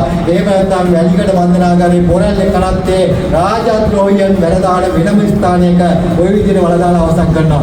උදේ මතක තියාගන්න මහා පල්හායි මේ සද්දයක් ඇවිල්ලා ඔයගොල්ලෝ දැවුණා. මේ ලෑලි දෙක මේ විදිහට බෝඩි එකක් පල්ලයට යනකොට මේ සද්දෙ මෙච්චර අපිට කම්පනයක් ආව නම් වැඩිකඩ බන්දනාගාරේ ඇත්තම එළුම්ගයි කාමරේ දොර පිය දෙක හැරෙනකොට ඉකිරෙන වවුල ටික ඇහෙනවා. බොරාලේ ටවුන් එකට මෙච්චර මහා කඩක් වගේ මහා සද්දයක් ඇහෙනවා. මේ හඬ අපි ජීවිතේ අහන්න කැමති නෑ. එළුම්ගයි කාමරේ නිකන්ම බලන්න යන අපි කැමති නෑ.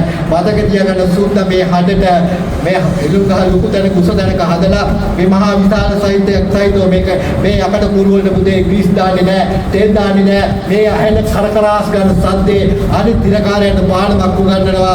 උඹලත් යම් කිසි දවසක මේ වැනි වරදක් සිදු වුණොත් තොපිටත් මේ විදිහට මැරෙන්න සිද්ධ වෙනවා කියන පාඩම උගන්වන්නයි සුද්ධ මේක හදලා තියෙන්නේ. සුද්ධ අපි කල්පනා කරා සුද්ධ එහෙම ඉදුවට ඉරගෙදර 4500ක් දිනකාරයන් විතරක් නෙමෙයි දෙකෝටි 20 ලක්ෂයක් ජනතාවට මේ හඬ ඇහෙන්න ඕන කාලය ඇවිල්ලා තියෙනවා. ඒකින්ද පුළුවන් විදිහට ඉස්කෝලයක් ගානේ මේ වගේ ප්‍රදර්ශනයකදී මේ ආදරණීය දරුවන්ට මේ හඬ හදවතේ කම්පනයේ සාකම්පනයක් කළා අවසන් කරන්නයි අපි මේ දේශනයක් ඉදිරියට ඔයගලන්ට දෙන්න උත්සාහ කරේ. මෙතන ඉන්න දරුවන්ට මේක එච්චර මං කියන දේශනේ මම හිතන්නේ අපරාධ කරන්න ලක්වෙච්ච පිරිසක් විදිහට අහන්න නෙමෙයි මම මේ කතාව කිව්වේ. මෙයාද මේ දරුවෝ කීපදෙනෙක් පාසල් දරුවෝ කීපදෙනෙක් හිටියා.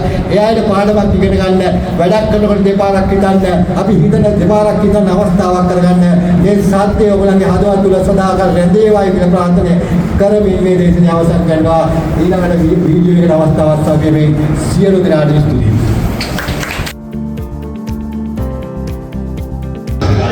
මේ පොලිස් මන්ත්‍රාලය කාර්යාලයේ රටේ තියෙන ජාතික ප්‍රතිපක්ෂයක් මන්ත්‍රාලය නිවාරණය ප්‍රතිවාදී හා පාලනය සඳහා මේ ජාතික ප්‍රතිපත්තියට අපි ශ්‍රී ලංකා පොලිසිය තුණු පොලිස් මන්ත්‍රාලය කාර්යාලයෙන් කටයුතු කරන්නේ පොලිස්පතිතුමාගේ 27/74 2014 චක්‍රලේඛනයේ තියෙන PDPR කියන සංකල්පය.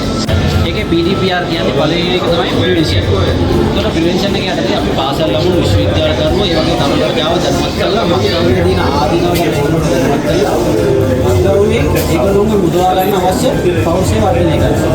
මේක තමයි ප්‍රිවෙන්ෂන් එකේ සිදු කරන්නේ. දෙවෙනි කාර්යය තමයි ඩිටෙක්ෂන් එක. මේ තියෙන්නේ ඒක.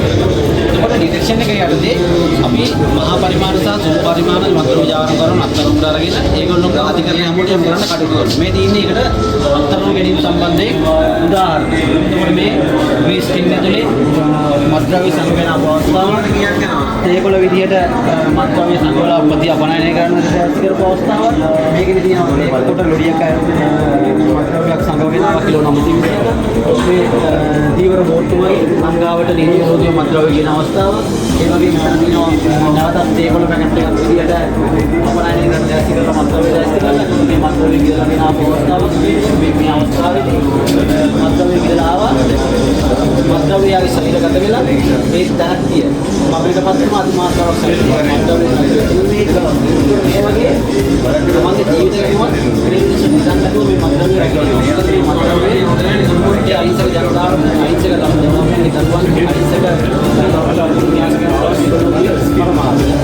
ඉතින් ඊළඟ ක්‍රියාදාම තමයි ප්‍රොසිකියුෂන් එක. තුන්වෙනි පීඑ.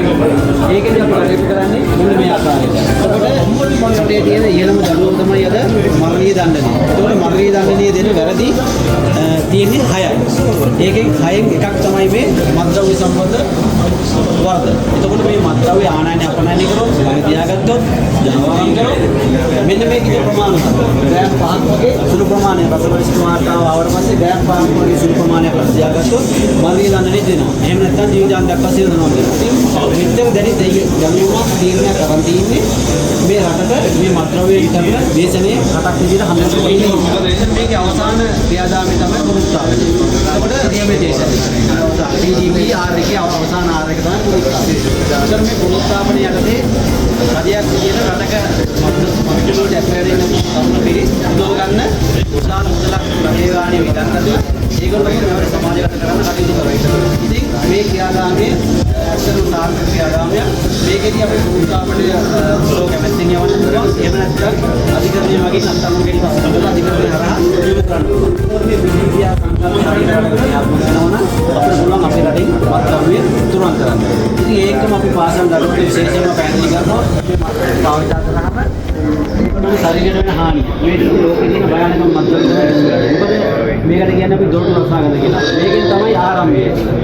මේ මත්ද්‍රව්‍ය, මත්කුඩු, මද්යසාර පාෂිකන් තීරුම දෙනා මේ දුම්මැටි තමයි ආරම්භය වෙලා තියෙන්නේ. අපි අත්අඩංගු ගන්න මත්කුඩු වලට අපේච්ච පුද්ගලයෝ මේ සිදු කරන ප්‍රශ්න කිරීම වලදී අපිට ඒගොල්ලෝ නුපින්දා කියන්නේ ඒගොල්ලෝගේ ආරම්භය මෙතන කියලා. ඉතින් අපි දරුවන්ට කියන්නේ මේ දේ වැළකුණොත් ඔබ අනිවාර්යෙන් ඉදිරියේ තියෙන විෂ මත්ද්‍රව්‍ය, මද්යසාර සියල්ලන්ගෙන් වැළකෙනවා කියන එක. ඉතින් මේකෙන් තියෙන සෞඛ්‍ය හානිය අපි එංගිගල් ලවුන්වන්ට පැහැදිලි කරනවා. මේ පැහැදිලි කරලා ඒක මුදව ගන්න කටයුතු කරනවා. ඉතින් මෙතෙන්දී අපිට පෙන්නනවා අපි මේ තින්නේ මේ කම්පියුටර් වලට ඇක්ටිව් වෙච්ච තරුණයන්ගේ ස්වභාවය.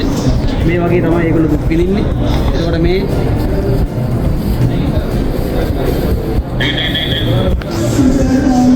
එතකොට මේ මත්කුඩුවට අපේච්ච කෙනෙක් බලන්න මේ පුද්ගලයෝ වැඩිලා ඉන්න විදිය මේ පොලිසිය පහර දීලා නෙවෙයි මත්කුඩු නැතුව මේ විදින වේදනාව. ඉතින් මේක තමයි යථාර්ථය. මේ දේ අපි තේරුම් ගන්න ඕනේ. මත්ද්‍රව්‍ය ජාවාරම් කරුවෝ අපිට කියනවා දරුවන්ට කියනවා පාඩම් කරාම මතක හිටිනවා ක්‍රීඩා කරාම ක්‍රීඩා කරන්න පුළුවන් හොඳට කියලා මේ මත්ද්‍රව්‍ය හඳුන්වා දෙනවා. නමුත් ඒ කිසි දෙයක් ඇත්ත දේ නෙවෙයි. සත්‍ය මෙන්න මේක තමයි සත්‍ය තත්ත්වය. ඉතින් මේකද අපි තේරුම් ගත යුතුයි. මේ දෙයට අවුනොත් අපි සියලු දෙනාට අත්තර ඉරනම තමයි අවසානයේ මේ දේ.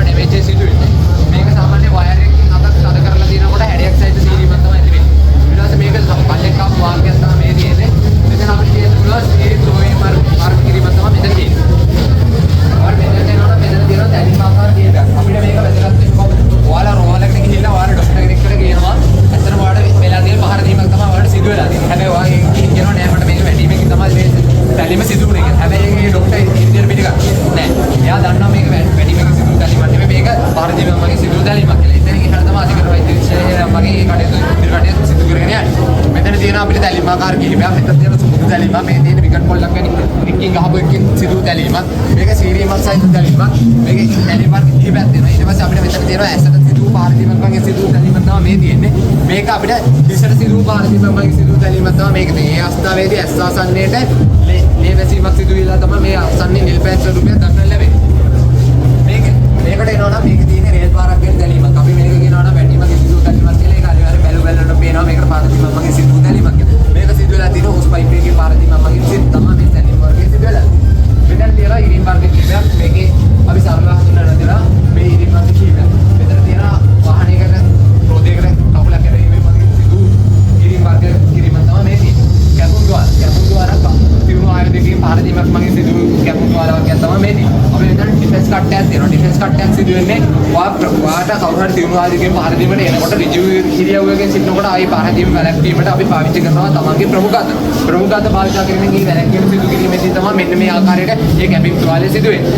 මේ සිදු වෙලා තියෙන්නේ වැදීමක් මගේ සිදු කැපීම් තුවාලය තමයි මේ තියෙන්නේ. එයා පළමුව ඔබ වැතිරී සිටින වෙලාවට ඔයාගේ හිස අඳට කලින් ඔයාගේ පාද ක්‍රියාත්මක වෙලා පාදවලින් තමයි මේ වැළැක්වීම සිදු වෙන්නේ. එතකොට සිදු කැපීම තමයි මේ අපිට මේකේ විස්කම්බ සහ කඩකම් පදනම් කරගෙන කියන්න පුළුවන් මේක භාවිත වෙලා තියෙන මොන ආකාරයේ ආයුධද යන වර්ගය අපිට කියා දෙන්න පුළුවන්.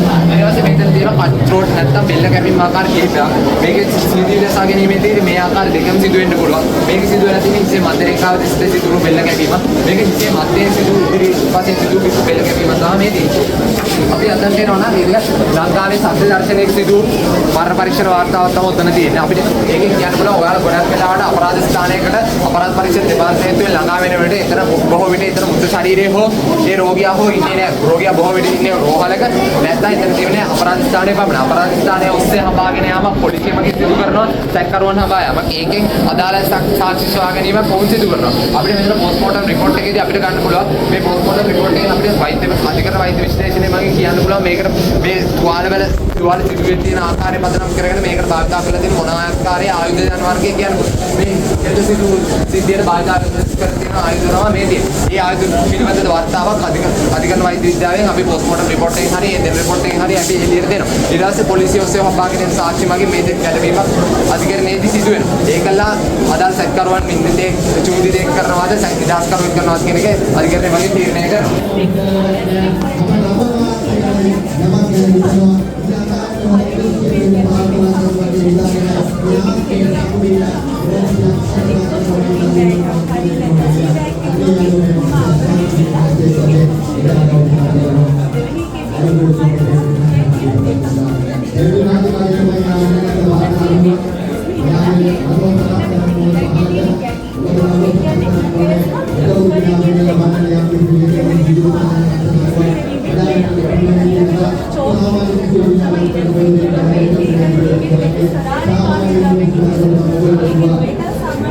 सामाजिक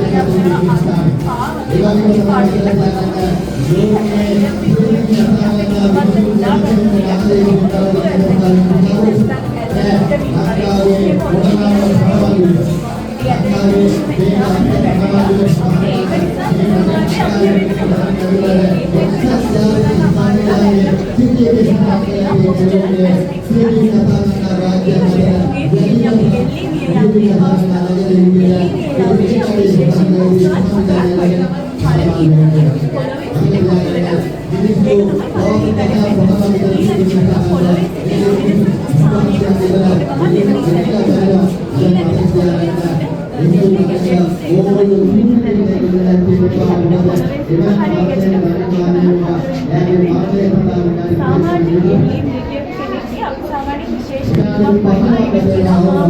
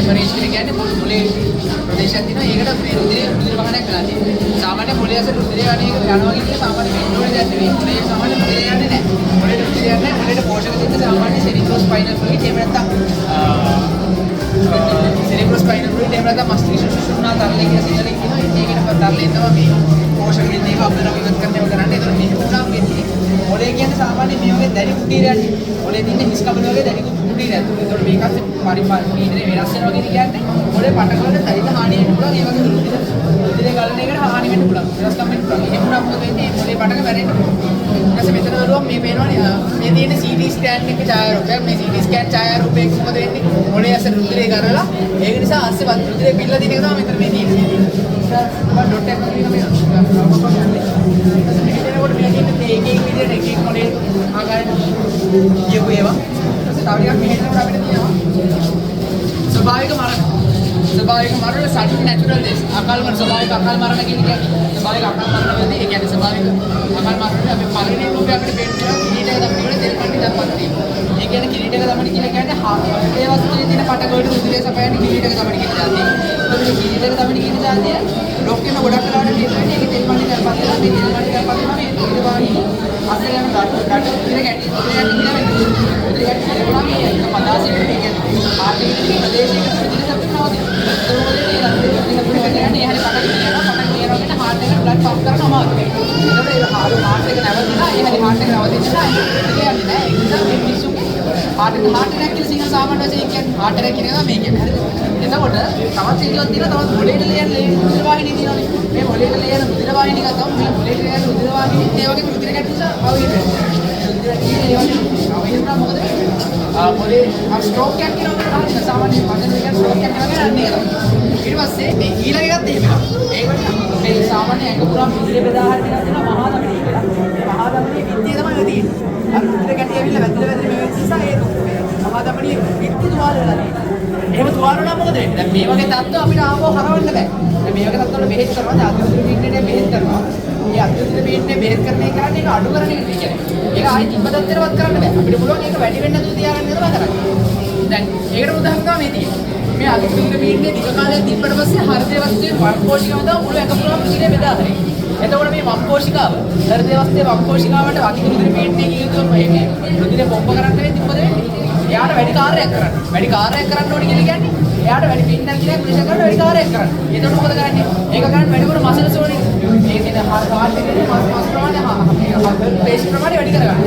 ඒ පේශි ප්‍රමාණය වැඩි කරගන්න ගිහිල්ලා එහෙම වෙලා තමයි මෙතන තියෙන්නේ. ඒක ගත්තහම මේ තියෙන රෝඩ් ට්‍රැෆික් ඉන්ජරිස් ඒක ගත්තහම මේ තියෙන්නේ රේල් වීල්ලට දෙල්ල තියලා වැටිච්ච මිනිස්සෙක්ගේ ඒක ගත්තහම දෙල්ල තියලා ඒ කියන්නේ ඒ මිනිස්සගේ දෙල්ල කපලා රේල් වීල්ල ගාව ගිහින් දාලාද නැත්නම් ඇත්තටම රේල් වීල්ලටම මේ ට්‍රේන් එකක් ඉඳන් එක වෙලාද කියලා හොයාගන්න පුළුවන්. අපිට දැන් සාමාන්‍ය නම් දෙල්ල කපපු කෙනෙක්ගේ නම් එහෙම කපුවා කියලා තියෙන පතක කොටස් අහු වෙන්නේ නැති නෝකොම. ඒ වුණාට සාමාන්‍යයෙන් මෙහෙම රේල් වීල්ලට බෙල්ල තියපු මිනිස්සෙක්ගේ සාමාන්‍ය කෑල්ලක් කටන එක. උඩ බෙල්ල කෑල්ලක් කටන. ඒක ඊට පස්සේ මේ තියෙන අම්මාව කුකුරා වියපුවා. මේක එක්කෝ හයියෙන් පහර දීමක් වෙන්න පුළුවන්. නැත්නම් මේ වාහන රටරතුවේ මෝටර රටරතුවේ වෙන්න පුළුවන්. මේ තියෙන්නේ මේ ඇඟුණින් ටයර් එකක් කියපුවා. එළියට මුකුත් පේන්න අනතුරක් නැති වුණාට මේ තියෙන ඇතුළේ විදිය සම්පූර්ණයෙන්ම